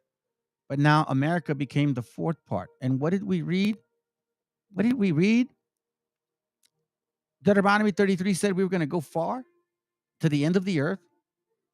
Second Ezra tells us that we were going to go through those places and we were going to actually go through a region called Arsareth. Deuteronomy 33 kind of references, hey, by the way, you'll be at the end of the earth. You'll be at the end of the earth like a unicorn. I'm just saying, not saying completely, but I just find it so interesting. Unicorn, Arsareth. This book from these years clearly state that was the understanding, the biblical understanding at that time. So somebody changed this information, but historically and biblically, it actually shows that they're talking about this place right here. They talk about here, this fourth part. So they were given power to what? To rule the fourth part. Revelation 6:8. And I looked, and behold, a pale horse, and his name that sat on him was Death, and hell followed with him, and power was given unto them over the fourth part of the earth.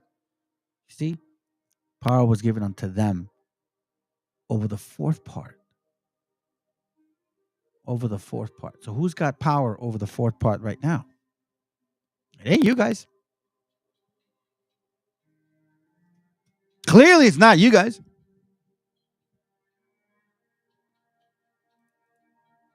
Not at all.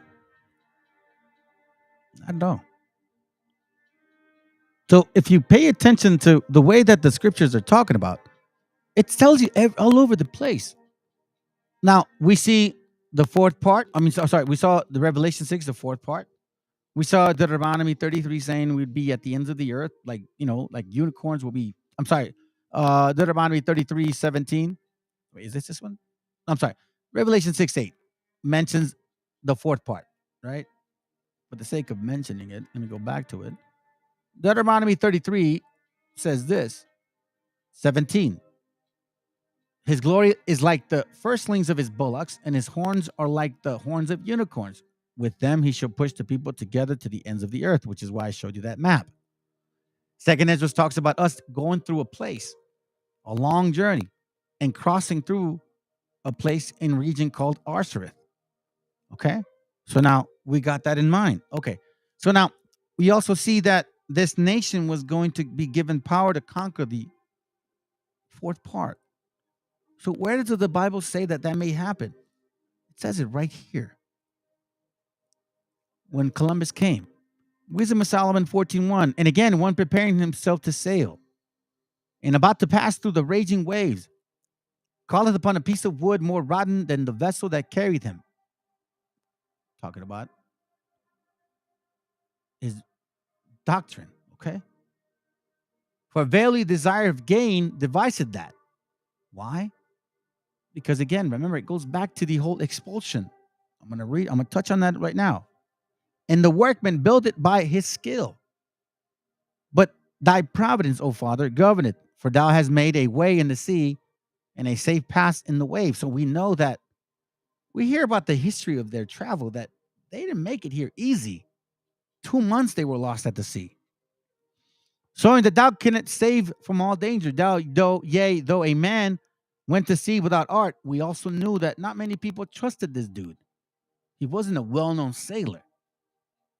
Nevertheless, thou wouldest not that the works of thy wisdom should be idle. No, because it was prophetic. All must be fulfilled. Nothing's idle. The works of thy wisdom, meaning what he told us. And therefore do men commit their lives to a small piece of wood, and passing the rough sea in a weak vessel are saved. Why? For in the old times, for example, he's given an example of how the power of the Most High, even a weak vessel like a boat, can save your ass. For example, for in the old times also, when the proud giants perished, the hope of the world governed by thy hand escaped in a weak vessel. Noah built a boat and left to all ages a seed of generation. It was just a boat. For blessed is the wood whereby righteousness cometh. Now, in this case here, what he's talking about is, guess what? Just like water killed many people. That's discipline. That's righteousness, man. That's cleansing the ways. For blessed is the wood by where righteousness cometh, because that was the discipline that must have come here. You needed to get your ass kicked. That's why it says, but that which is made with hands is cursed, as well as it. Everything that came with them, the cross, the fake religion, the concrete mind, as well as it. And he that made it, because he made it, and it, because being corruptible, it was called God. So now we see the imagery. We don't know necessarily, family, if we were really getting the white Jesus or the black one. We don't know. We can't say 100%. Because, again, things repeat themselves again and again and again, right? So the black one shouldn't be surprising to y'all, because we already have black images. They're just being used again. So here we see that there's a trip on its way. Now, if you read this chapter, it continues to talk about this idolship that's coming. The imagery, which is technically the massive sin. And it says here, watch, verse 11, therefore, even upon the idols of the Gentiles shall there be a visitation.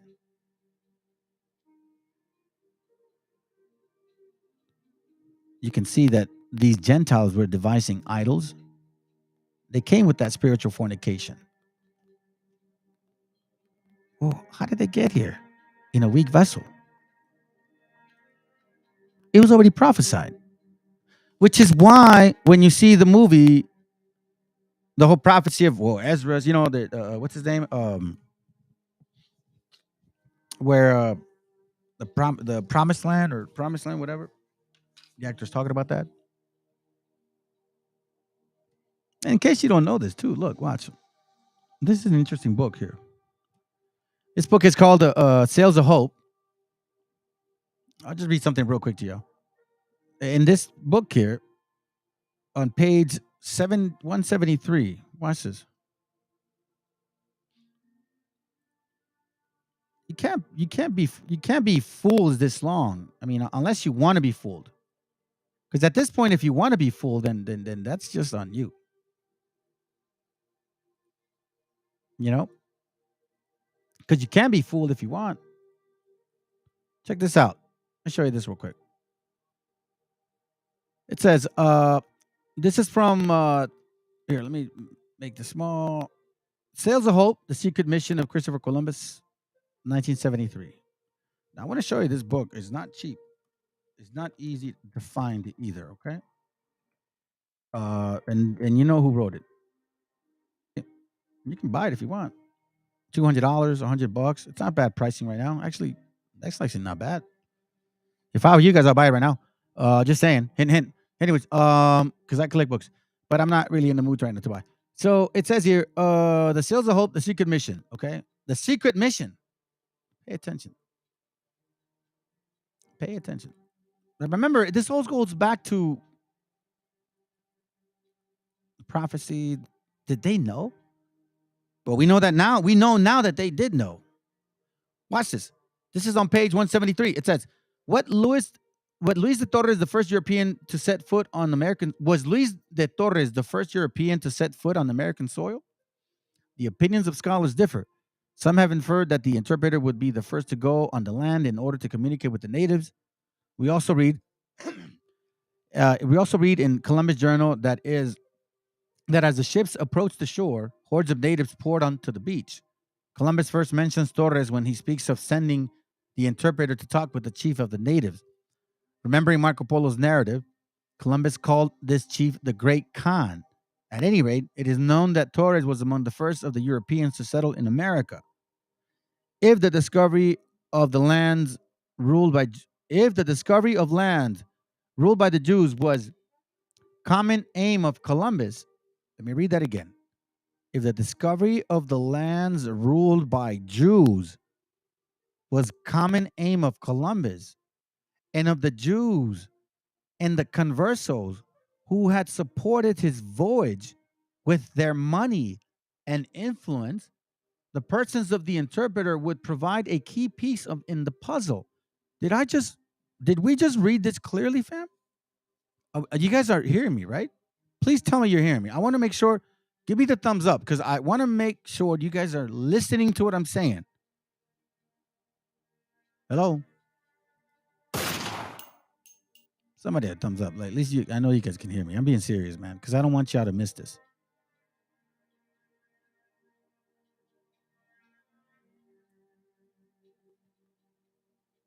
Okay, cool.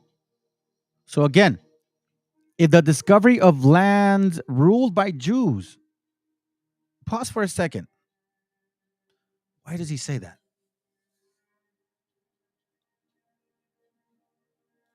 Oh, sis, what's up? Shiva, I haven't seen you in a bit. I didn't even see you before. Oh, shalom. Buenas noches, hermana. If the discovery of lands ruled by Jews was the common aim, not his, common aim of him and of the Jews and of the conversos, the Moors, who had supported his voyage with their money and influence, the person of the interpreter would provide a key piece to the puzzle. Yet his crucial figure has been hitherto largely ignored by Spanish and other historians. In the Boletín de la Real Academia de la Historia, in which the American scholar Alice B. Gould has summed up everything worth knowing about the members of the expedition, there is very little about Luis de Torres. Probably there is nothing more to be discovered about him in the archives. We do know, however, that Columbus sent him together with Rodrigo de Jerez on shore to communicate with the natives. And so we can conclude that after the landfall in America, the first words addressed to the natives were words of Hebrew.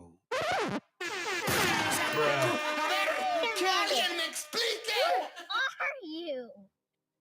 So we see here Simon Wiesen, he's a so-called Jewish dude, admitting it himself.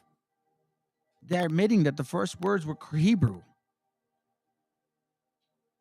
But don't mind me, you know. I'm just a dumb paisa. You don't believe me because I guess I'm not. I don't know. I'm not. I don't know, man. Clearly, it says something here.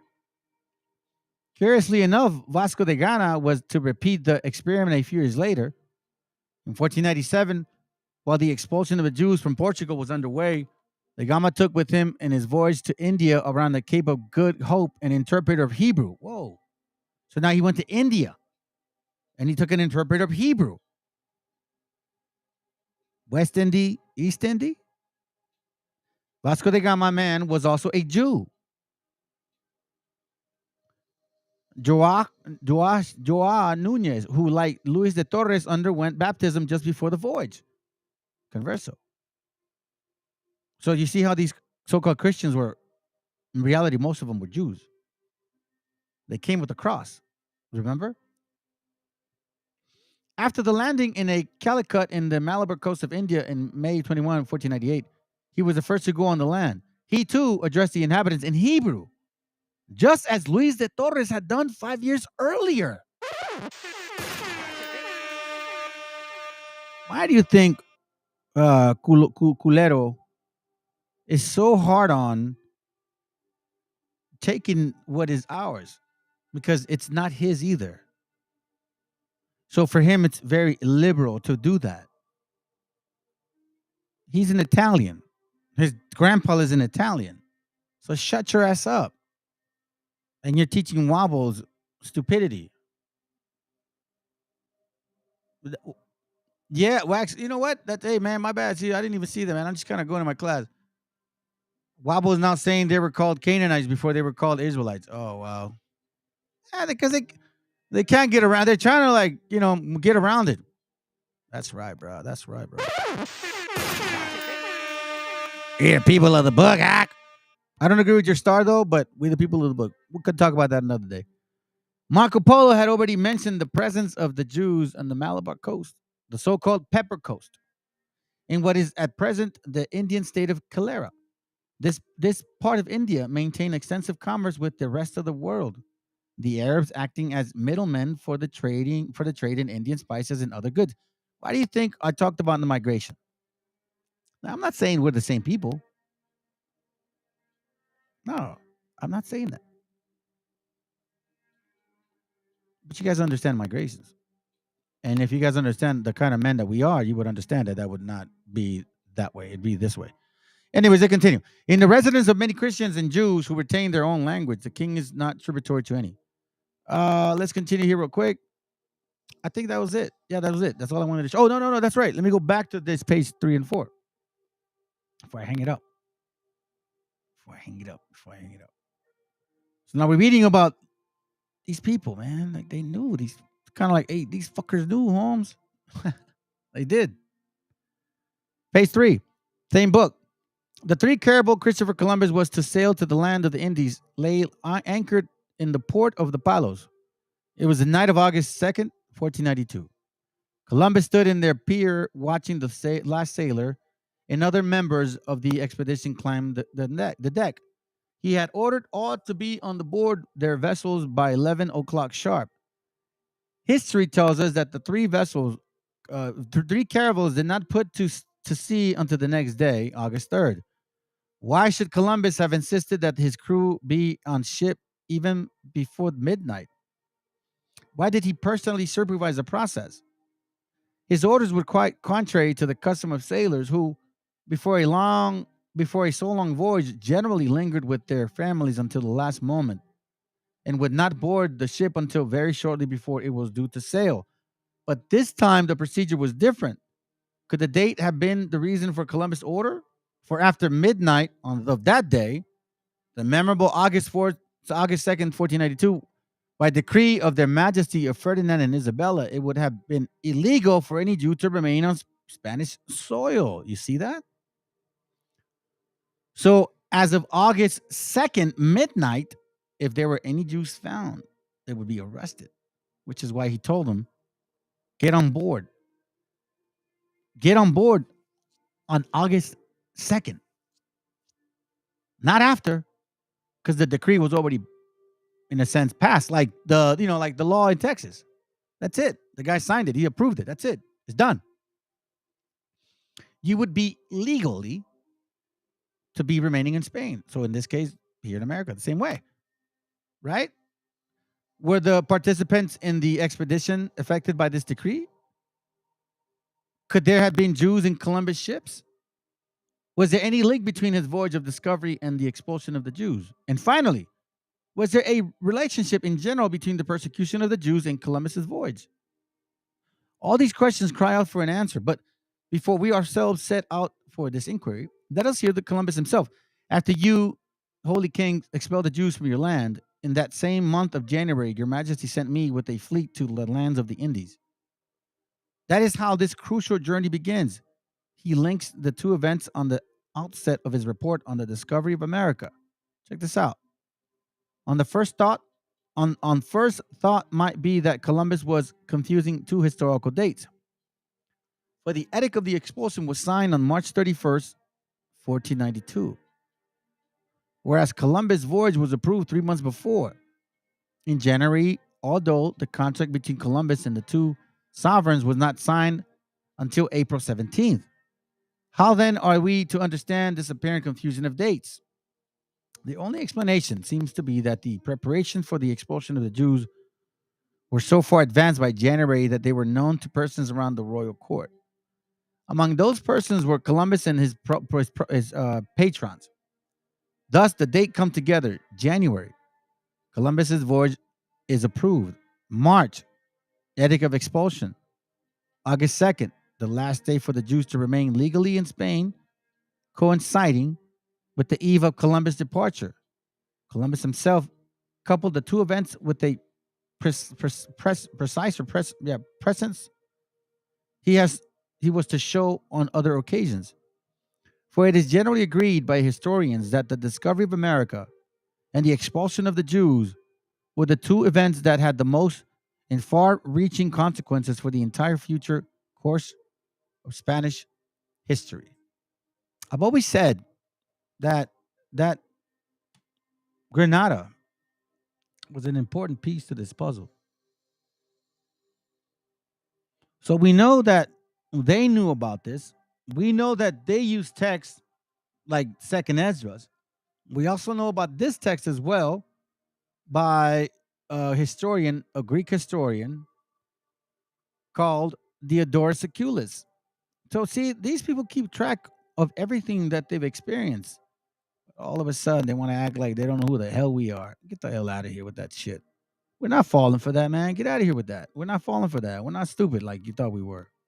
Maybe we fell for once, maybe, yeah, one time, maybe. Ain't doing that again. Because clearly, you knew about this land, and you're clearly you understood that there was people here. In this actual report, it shows at 5.19. We could read it real quickly that they found an island far off the coast of the eastern continent.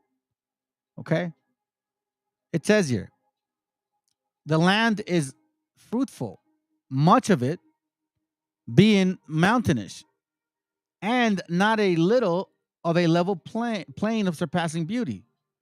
Through it flows navigable rivers, which are used for irrigation. And the island contains many parks planted with trees of every variety and garden in great multitude, which are traversed by streams of sweet water. On it also private villas of costly construction, and throughout the gardens, banqueting houses have been constructed in a settling of flower. Floating gardens, huh?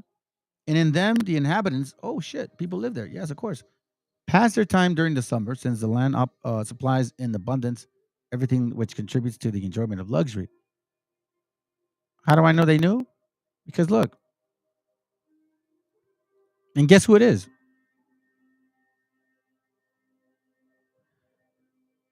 In ancient times, this island remained undiscovered because of its distance from the entire inhabited world, but it was discovered later period for the following reasons. See this here? These guys were already traveling. Okay? Don't misunderstand that.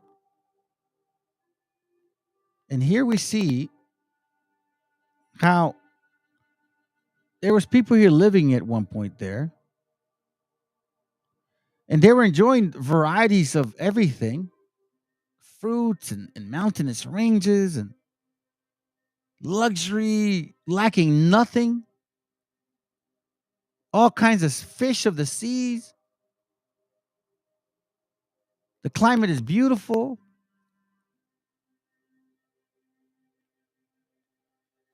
All of these things, right? And yet we see the Phoenicians that they actually knew this place. And then they consequently told these guys, don't say nothing. The Carthaginians, which is the same thing, told them, no, shh, quiet. Let's leave it in case an incalculable turn of fortunes, in case some total disaster should take over Carthage. For it was their thought that since they were the masters of the sea, are we talking about ships now? They would thus be able to move the house with no to an island which was unknown to their conquerors. So why do you think they said, "Oh, just just trying to like get to the other side"? See, fam, they knew the whole time, and they used the scriptures and prophecy. And when they got here, which is why I keep trying to connect the dots for y'all, it wasn't just the white man. That's what they made us believe. So as long as they lie to us about history, give you partial understanding, you won't completely repent. Because as long as somebody gives you a different doctrine, you'll always be under that spell. Here we see this book that this is their book, African American History, 2013. Henry Gaze. This is a popular man. This is a so-called scholar of a high degree. What he says. If not all of the first explorers and conquerors of the New Spain were European, it is equally important. It says here that, check this out.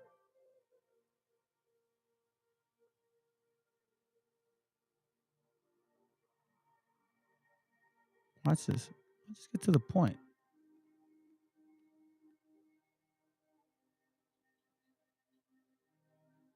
Surprising to many of us to know that not all of the first Africans who assisted Spanish and Portuguese came as slaves. An untold number of free people of African descent / black conquistadors born in Africa or on the Iberian Peninsula, your Sephardics, also accompanied Spanish conquistadors such as Hernan Cortez and Ponce de Leon. What? Yeah. Two of the famous explorers was the vast region that would become modern Mexico, where the smallpox was decimated because one African brought that shit over there in the western and southern regions of the United States. And as we might expect, and by the way, not just Mexico, in Española, all of that, in Taino land. You damn well, yeah, it was them. And as we might expect, their exploits were just as and as we might expect, their exploits were just as heroic and just as problematic as those of their fellow conquistadors. You know what he meant? Yeah, there's rape, the dashing thy feet behind the stones, the raping of your women, the killing of our men, the enslaving of our children. Yeah, it wasn't just white people. But far from Africans came with the Spanish and Portuguese as slaves, servants with varying degrees of freedom, attendants and armed adventurers. Adventurers, fam. While the number of African explorers is impossible to determine, they participated in some way in virtually all of the Spanish expeditions in the New World in the 16th century. These black conquistadors set an example for subsequent racial relations throughout the entire Spanish colonial experience, living their daily lives with degrees of complexity. I've read this before to you guys. They participated in every exploration. They had their hand in every damn flag. Every time you saw the damn Spanish flag land, boom, they were there. You see many conquistadors, negros, Juan Garrido, Esteban, Rodriguez, Yanga, Bardeles, Garcia, Beltran, just a few, better known, of African descent, who helped transform the Western Hemisphere. They're very proud of this. They're very proud of this. And they want to tell you now they're the people of this place. The nerve of them. They rape you, and then they say, move out, because I am you. The insult. This is worse than what these other so-called Edomites did.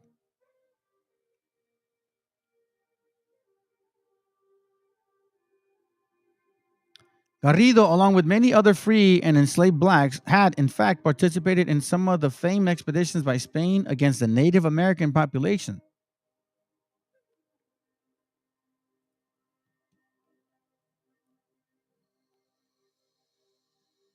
Look. He died at the hands of Carib Indians. Boricuas.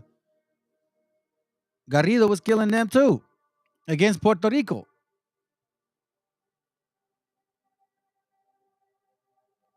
Garrido engaged in gold mining and secured several black slaves to assist him, which he trusted. They were servants, not slaves. So again, look, this is not about targeting a nation.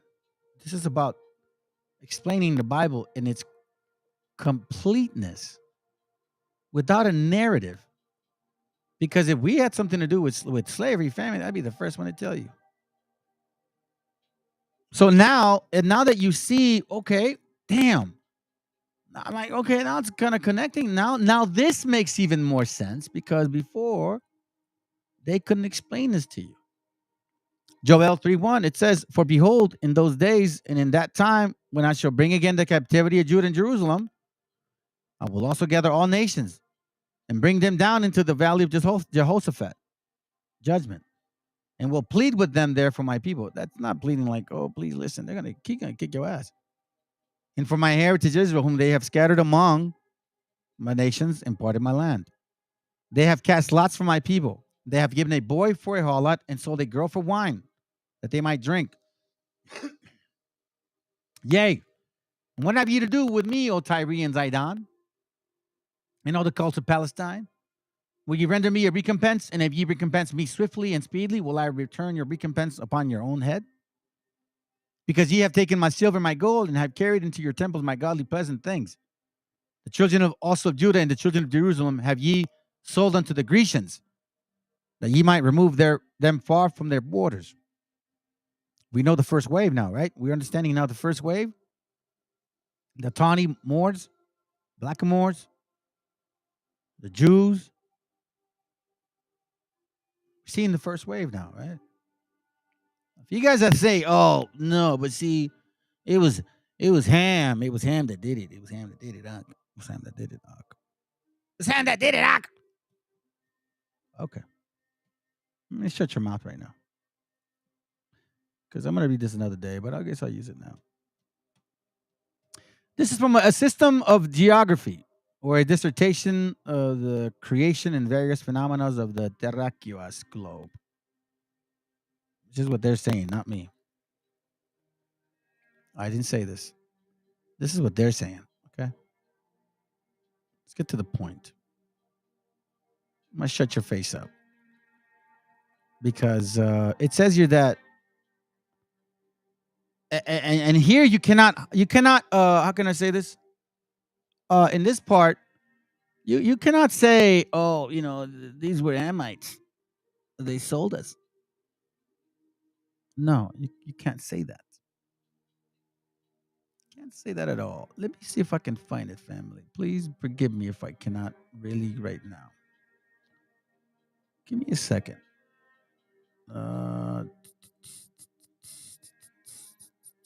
Where is it at? I had it open. Did I have it open in another window?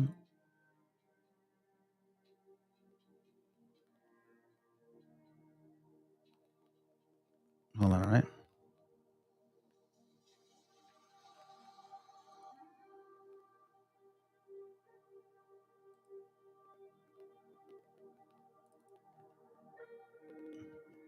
Give me a second.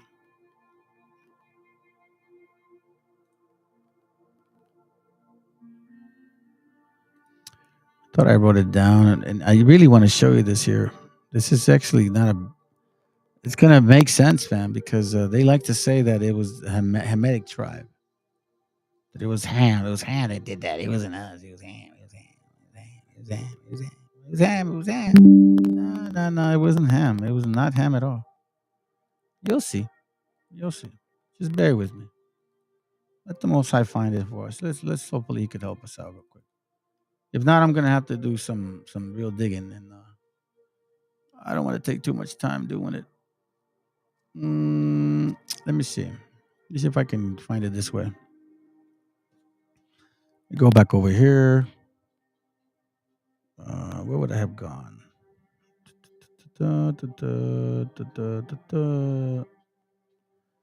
I'm gonna put it here.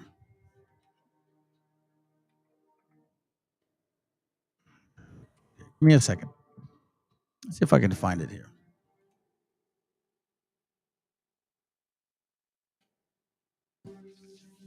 It's there's a word that I may be able to find it with. Hopefully it's not what stop. Not too much. Not too much to dig.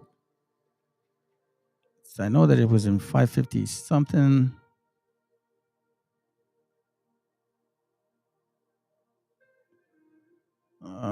Great. Is it here? Oh, I think we're gonna get close. Let me see.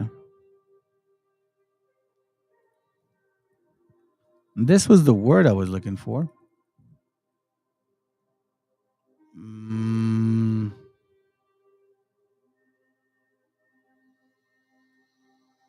Inland parts, a certain that's for the legal land. Let's see.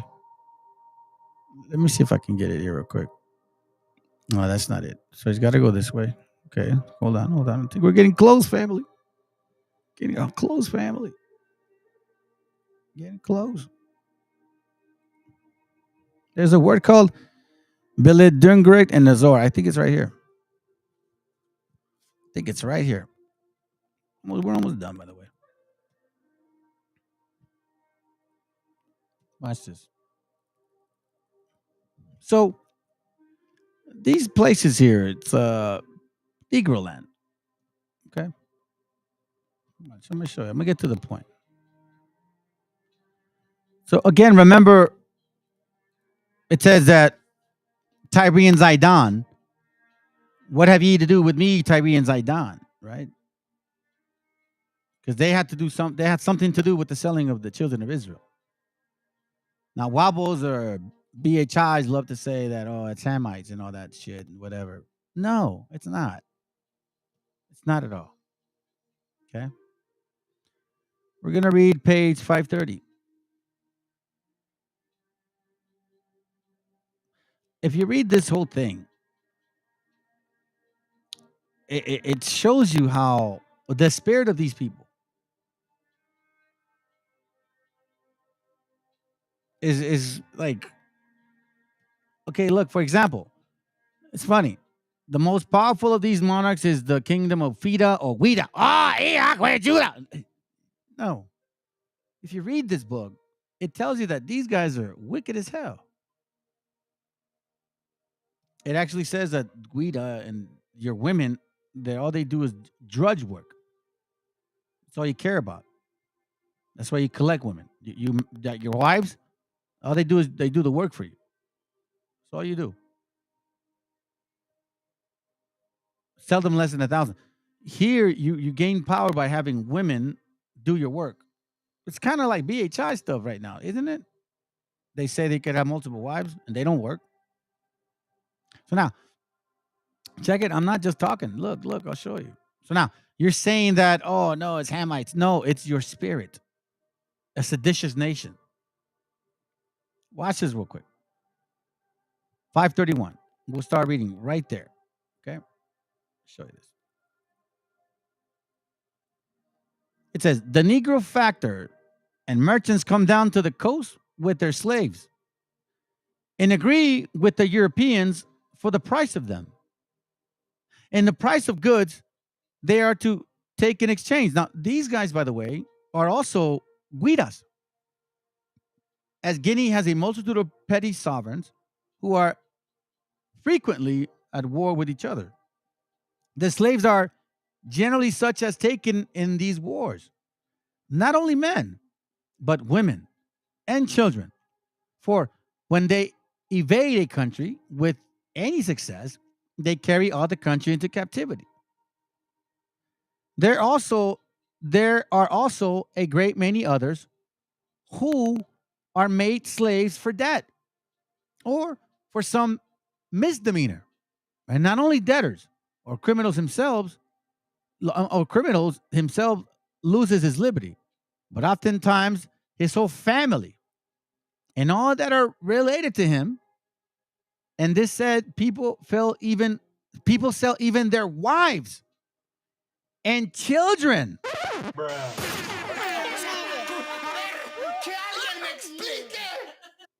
when they have offended them, while others lessen their families under an apprehension that they shall not be able to maintain them.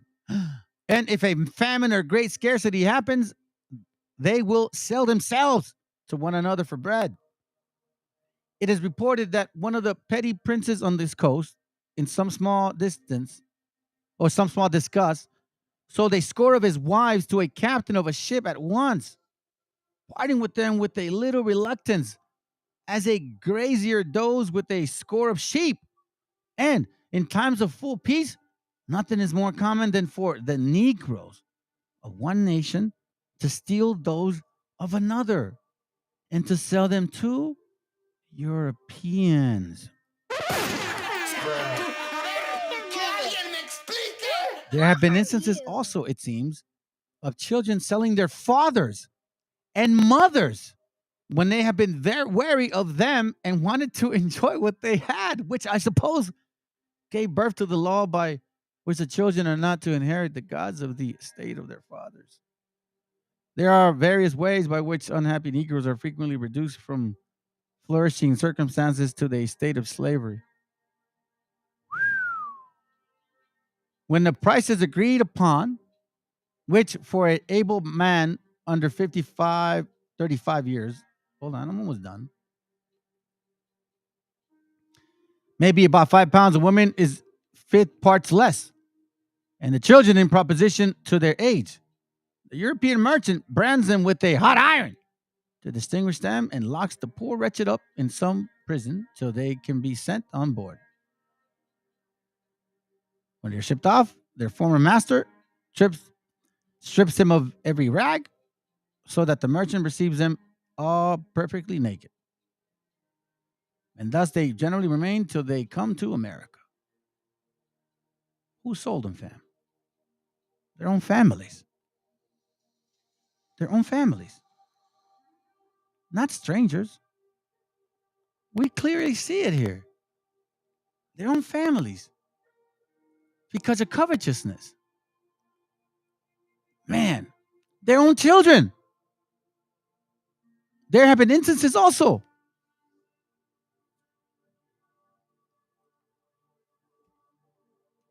And if they were supposedly the children of Israel, what are they doing in Africa? And then using Deuteronomy 28 and saying that a nation went into your land and took your shit if you're not from Africa. So again, fam, my whole point is this. If you don't study, if you're not aware of what is really happening, or that it took more than a few people to come here and confuse you and tell you that you are a particular people, just a bunch of damn Indians, don't worry about it. You know what I'm saying? You don't know shit. Psalms 83 says, they have taken crafty counsel against thy people.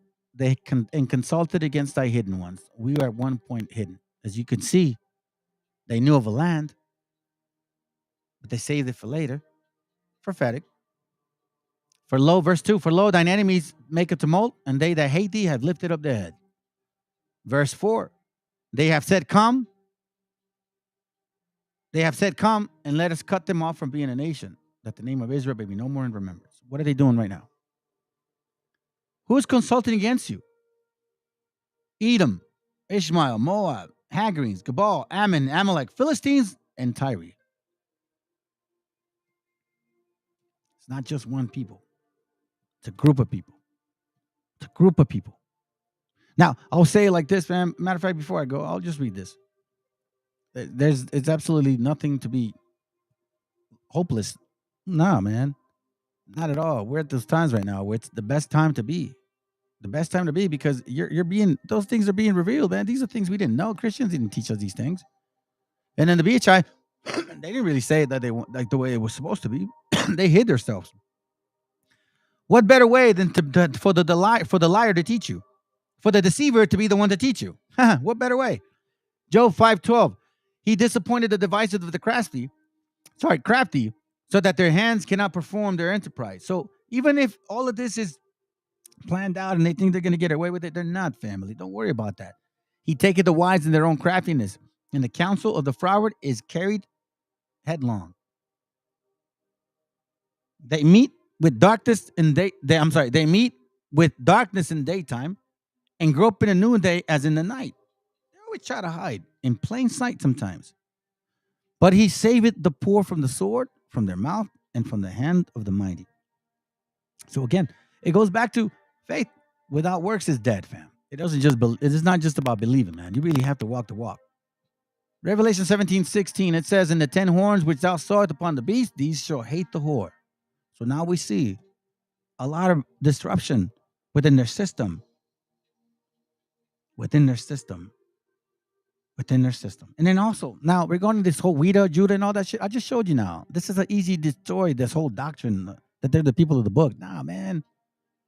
And not at all, family. This is what's going to happen when the time comes. Wisdom of Solomon 1:5. Then shall the righteous stand in great boldness before the face of such as have afflicted him and made no account of his labors. When they see it, they shall be troubled with terrible fear and shall be amazed at the strangeness of his salvation, so far beyond all that they look for. And when they repenting and groaning for anguish of spirit shall say within themselves, this was he, damn beaner, those stupid wetbags, whom we had sometimes in derision and a proverb of reproach. We fools accounted his life madness, eating tacos in the corner, selling tacos all late, crossing the border, crossing the river. Man, y'all are nuts. Why are you sending money back to Mexico, bro? Forget that chick. Forget those kids. Have your own here. Isn't that what Beatai teaches you here too?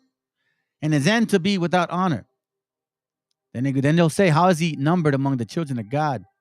And his lot is among the saints. That's why you gotta keep praying and examining yourself. Yeah, I need to really make these changes. Baruch 4:36. O Jerusalem, look to thee towards the east. Look about thee towards the east, and behold the joy that cometh unto thee from God. Lo, thy sons come. Meaning he was gonna bring us back again from the east. Whom thou sentest away, they come gathered together from the east to the west by the word of the Holy One, rejoicing in glory of God. In case you guys don't understand that, then hopefully, man, you'll get it next time. Baruch 5:5. Arise, O Jerusalem, and stand in high, and look about towards the east.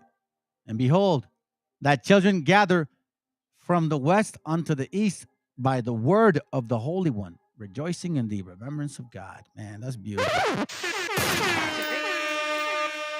We got to destroy these damn stupid doctrines, bro. That weed, get the weed out of here. Get the weed out of here. Stop smoking weed. That's what you need to stop doing. The reason, hey, Guida is Judah. No, Te digo, son historias para que... Damn demons, worshiping devils. That's what they were. I can prove it. So now, I'm going to finish it with this video. Listen, man, this is powerful, fam. You need to look up these words. Binary codes, the formula of 2013, the zeros and ones. The reality is, family, that the only reason we have computers is because of us. The concept of zero. There's only a few nations that had this concept. It was in Asia and here. That's it. And Asia covers India, Asia, and Persia as well. So that was it. Mesopotamia. We've talked about this. Ur the Chaldees, right? Follow, family, please. Study, man. Keep doing it, man. Keep working towards this. I know some of you people get, oh, they're desperate. Nah, you shouldn't be desperate because you know what? We just got our book back. 500 years we haven't had it. 600 almost. Finally have it back. And it's clear as day. It's making sense. Like, oh, you're right. Now that's making sense. Yeah, they knew this whole time. Yeah, they knew the whole time. That's why they want your heritage. One way or the other. Oh, Quetzalcoatl. That stupid Culomeo, right? But this is one thing you don't understand. We're a lot smarter than you. Because we have the wisdom of the Most High. Enjoy the video, family. Have a good night. Te digo, son historias para que te afrentes y te avergüences de tu cultura. Nada más ve, si yo te cuento esto, que tus ancestros eran salvajes, que tus ancestros eran sanguinarios, como dices, que tus ancestros comían corazones humanos, ¿verdad? Que eran unos inconscientes y sin razón. Pues ni vas a querer saber de ellos, ¿verdad? Pero claro. Si te digo lo siguiente, que en esa época en el mundo En esa época en el mundo, cuando el esplendor mexica era la cultura que más sabía de astronomía en el planeta. ¿Lo sabías? Claro, por Más de supuesto. astronomía en el mundo. Dos, Incluso, que sí, sabían de ingeniería hidráulica porque la ciudad estaba construida sobre los lagos, ¿verdad? sí. Que sabían de ingeniería agronómica. Somos los inventores del maíz. Inventores del maíz, ¿verdad? I want you to make sure that you pay attention to those things. Wait a minute. Who are you? ¡Viva México, cabrones! And I mean that for all of y'all, man. I mean that for all my gente all across this continent, bro. That's what I mean, all right? So let's continue, man. Let's continue. Have a good night. Y además, ahora las computadoras y los telefonitos, todo eso funciona gracias al código mexicano binario. Ceros y unos, puntos y rayas y la fórmula 2013. Ceros y unos, puntos y rayas y la fórmula 2013. Funciona gracias al código mexicano binario. Ceros y unos, puntos y rayas y la fórmula 2013. Y esa fórmula ahora se usa en las computadoras. Es mexicana. Entonces aquí la gente pensaba como computadora, ¿verdad? El Vaticano corrigió sus calendarios medievales y arcaicos gracias a esta fórmula, que es súper exacta. Y ahora, ¿quién usa la numeración binaria? La NASA, para sus cálculos astronómicos, ¿verdad? Y pueden calcular y predecir ahora, pero gracias a estos números. Y entonces cuando tú sabes esas cosas grandiosas, dices, a ver, espérame, entonces, ¿quiénes son? Y yo vengo de ahí, pues claro que vienes de ahí, hermano. Somos herederos legítimos de culturas milenarias, esto acabo de decir. Entonces, la historia distorsionada desde que estaban, según los aztecas, subyugaban a todos. ¿Cómo los van a subyugar a todos si en esa época en México todos los pueblos eran guerreros? Eran guerreros. Y la Triple Alianza, que era el Estado mexicano, controlaba política y económicamente desde Alaska hasta Nicaragua, Alaska Náhuac, se llamaba Inica Náhuac, por eso aquí se llamaba Náhuac, ¿no? Ahora el presidente de la República no puede controlar el país. Y en esa época, pueblos guerreros se aliaban, hacían alianzas, hacían fraternidades, porque había mucho honor, mucho respeto. Bueno, los tlaxcaltecas se unen, como dice Cortés, porque les hizo promesas que nunca cumplió, promesas de poder. Ahí está la historia de Xicoténcatl el Viejo y de Xicoténcatl el Grande, ¿verdad? Vienen los españoles con sus traiciones, ¿verdad? Porque decían que eran diplomáticos, que eran embajadores de Carlos V, ¿verdad? Pero venían andrajosos y mugrosos. Entonces, como Moctezuma, bueno, yo quiero hablar con tu rey, no quiero hablar contigo, tú eres un vasallo, te doy 2 semanas para que te vayas. Y entonces ponen las banderas en Chalchicoyecán, que ahora le llaman Veracruz, en un lugar que hasta la fecha se llama Bahía de Banderas, porque tenían prohibido desembarcar, tenían que largar de este país y les dieron 2 semanas, ¿verdad?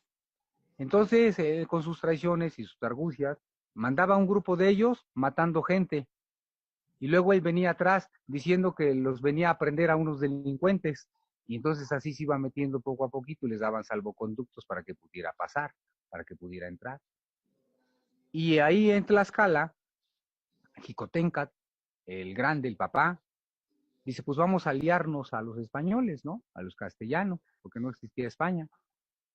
Y Xicoténcatl, el chico, el hijo, le dijo, no, padre, estos son traidores. Vienen a destruir nuestra tierra. Le voy a avisar a Moctezuma y a la Triple Alianza, ¿verdad? Entonces va a avisar y el papá Xicoténcatl el grande traiciona a su hijo. Le dice a Hernán Cortés y matan a Xicoténcatl el chico. Y entonces ya no se entera Moctezuma de que este cabrón es un traidor, ¿verdad? Y la verdad es que les prometieron cosas de poder que nunca cumplieron, porque cuando cayó Tenochtitlan, se llevó a la tumba a todos los pueblos de este país. Eran los defensores, finalmente. La Triple Alianza, si tú te aliabas a ella, recibías más beneficios que perjuicios, porque eras protegido, hacías alianzas comerciales, eras un fraterno, pues, ¿no? Hablan que de los tributos, que no sé qué tanto, que eran tremendos los tributos, no es cierto. Los tributos eran en base a la situación económica de los pueblos, y no lo digo yo, bueno, ahora lo digo yo, pero lo tomo del fiscal que venía con Hernán Cortés.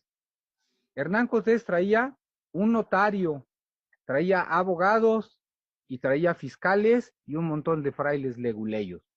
¿Por qué traía todo eso? porque de lo robado se daba una quinta parte a la corona, lo que llamaban el quinto real, y notariado y con abogados para que no hubiera tranza, ¿verdad?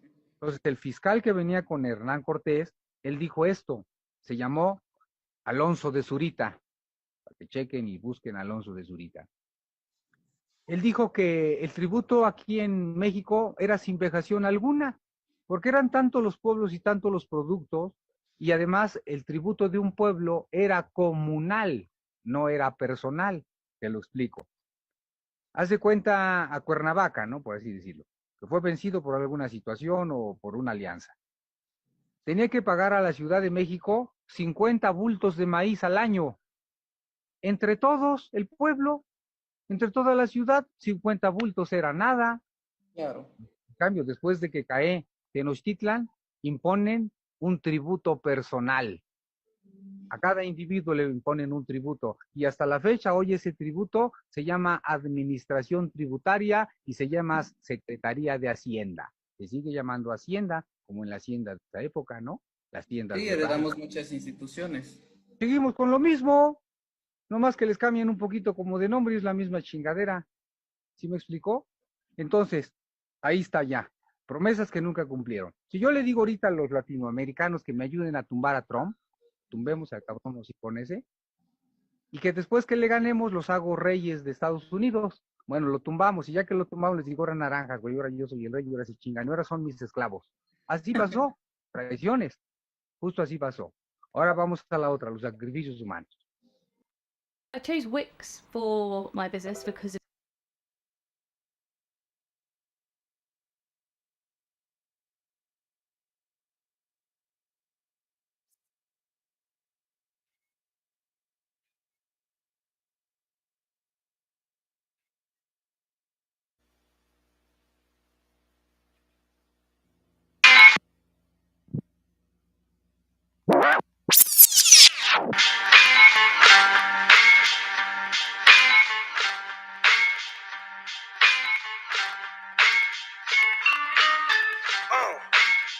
En la Plaza de Reyes, Black 50, Soplón. Yeah. ¿Qué vas a saber? ¿Qué vas a saber tú? Oye, chibolito, faltóme. Pulpín de los pulpines, batería de Rapunzel, de rapeos, de raptos, de lagartos en cuartel. Cualquier la pega de cruel con un viejo coronel. Soy flujo, se me antojó dormirme en el laurel. Eleve mi level con un label y un paper casquel. Ya un papel, lo empape con sangre de todo aquel que se jura Nobel y no ve mis trenes en la riel. What's so man? ¿Por qué no sacan la tablet? Juro por mis aguas que no te hablo por las powers. Soy chinchado neto, búscame por pico sour y te voy a meter al centro loco como Beckenbauer. Escúchame atento mi bro, que estamos rompiéndole en pro. El negro de Plaza de Reyes como siempre rompe este micrófono. Que quiere meterle como yo pero no puede meterle taco pro. Si te pensaba que solo era un gallo, déjeme decirle que se equivocó. Real motherfucker feeling on the street. Es el Black Sheep, Black Sea Metal de Plaza de Kings. Motherfucker, so bloom.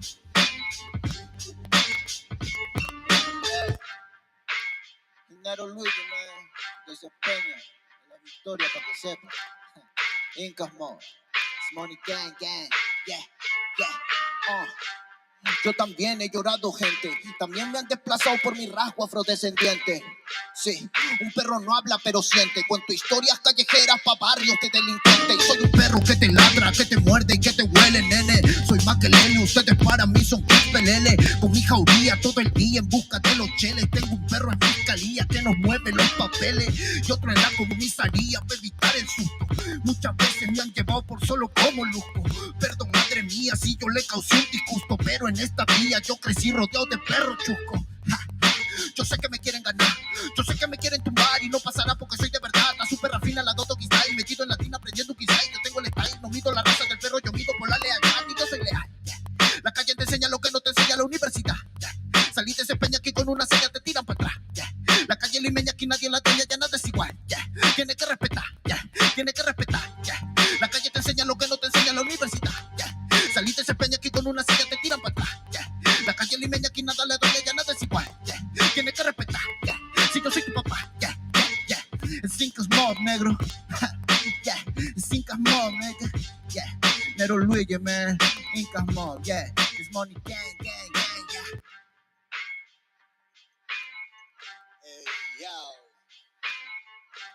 Triángulo en la maldita casa.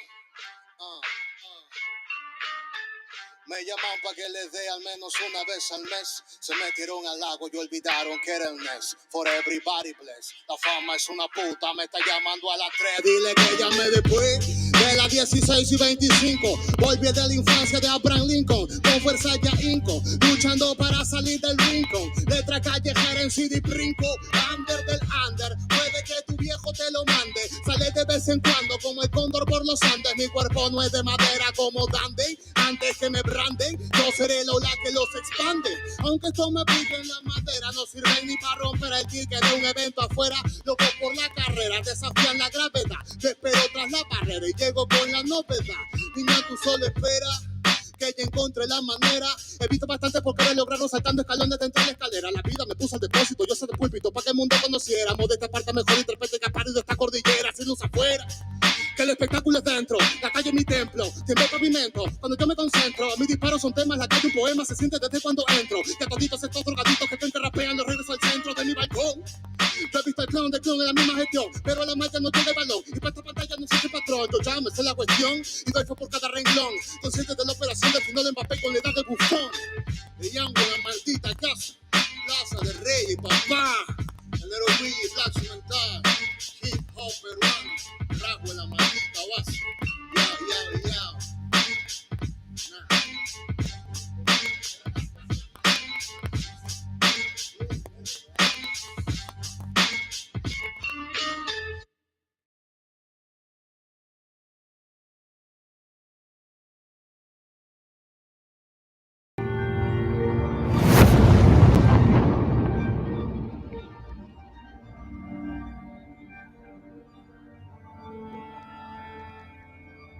Ical, hijo, abre los ojos.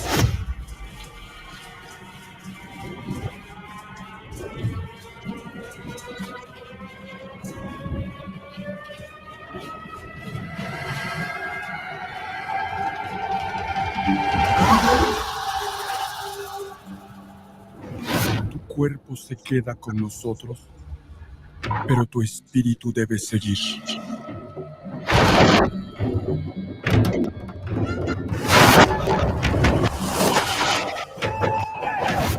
Busca la luz. Aléjate de las sombras. Deja que nuestro dolor sea tu fuerza. Desde aquí iluminamos tu camino.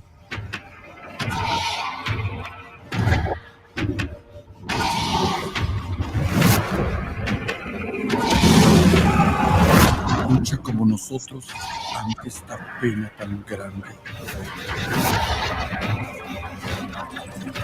Yo soy tú. Tú eres yo.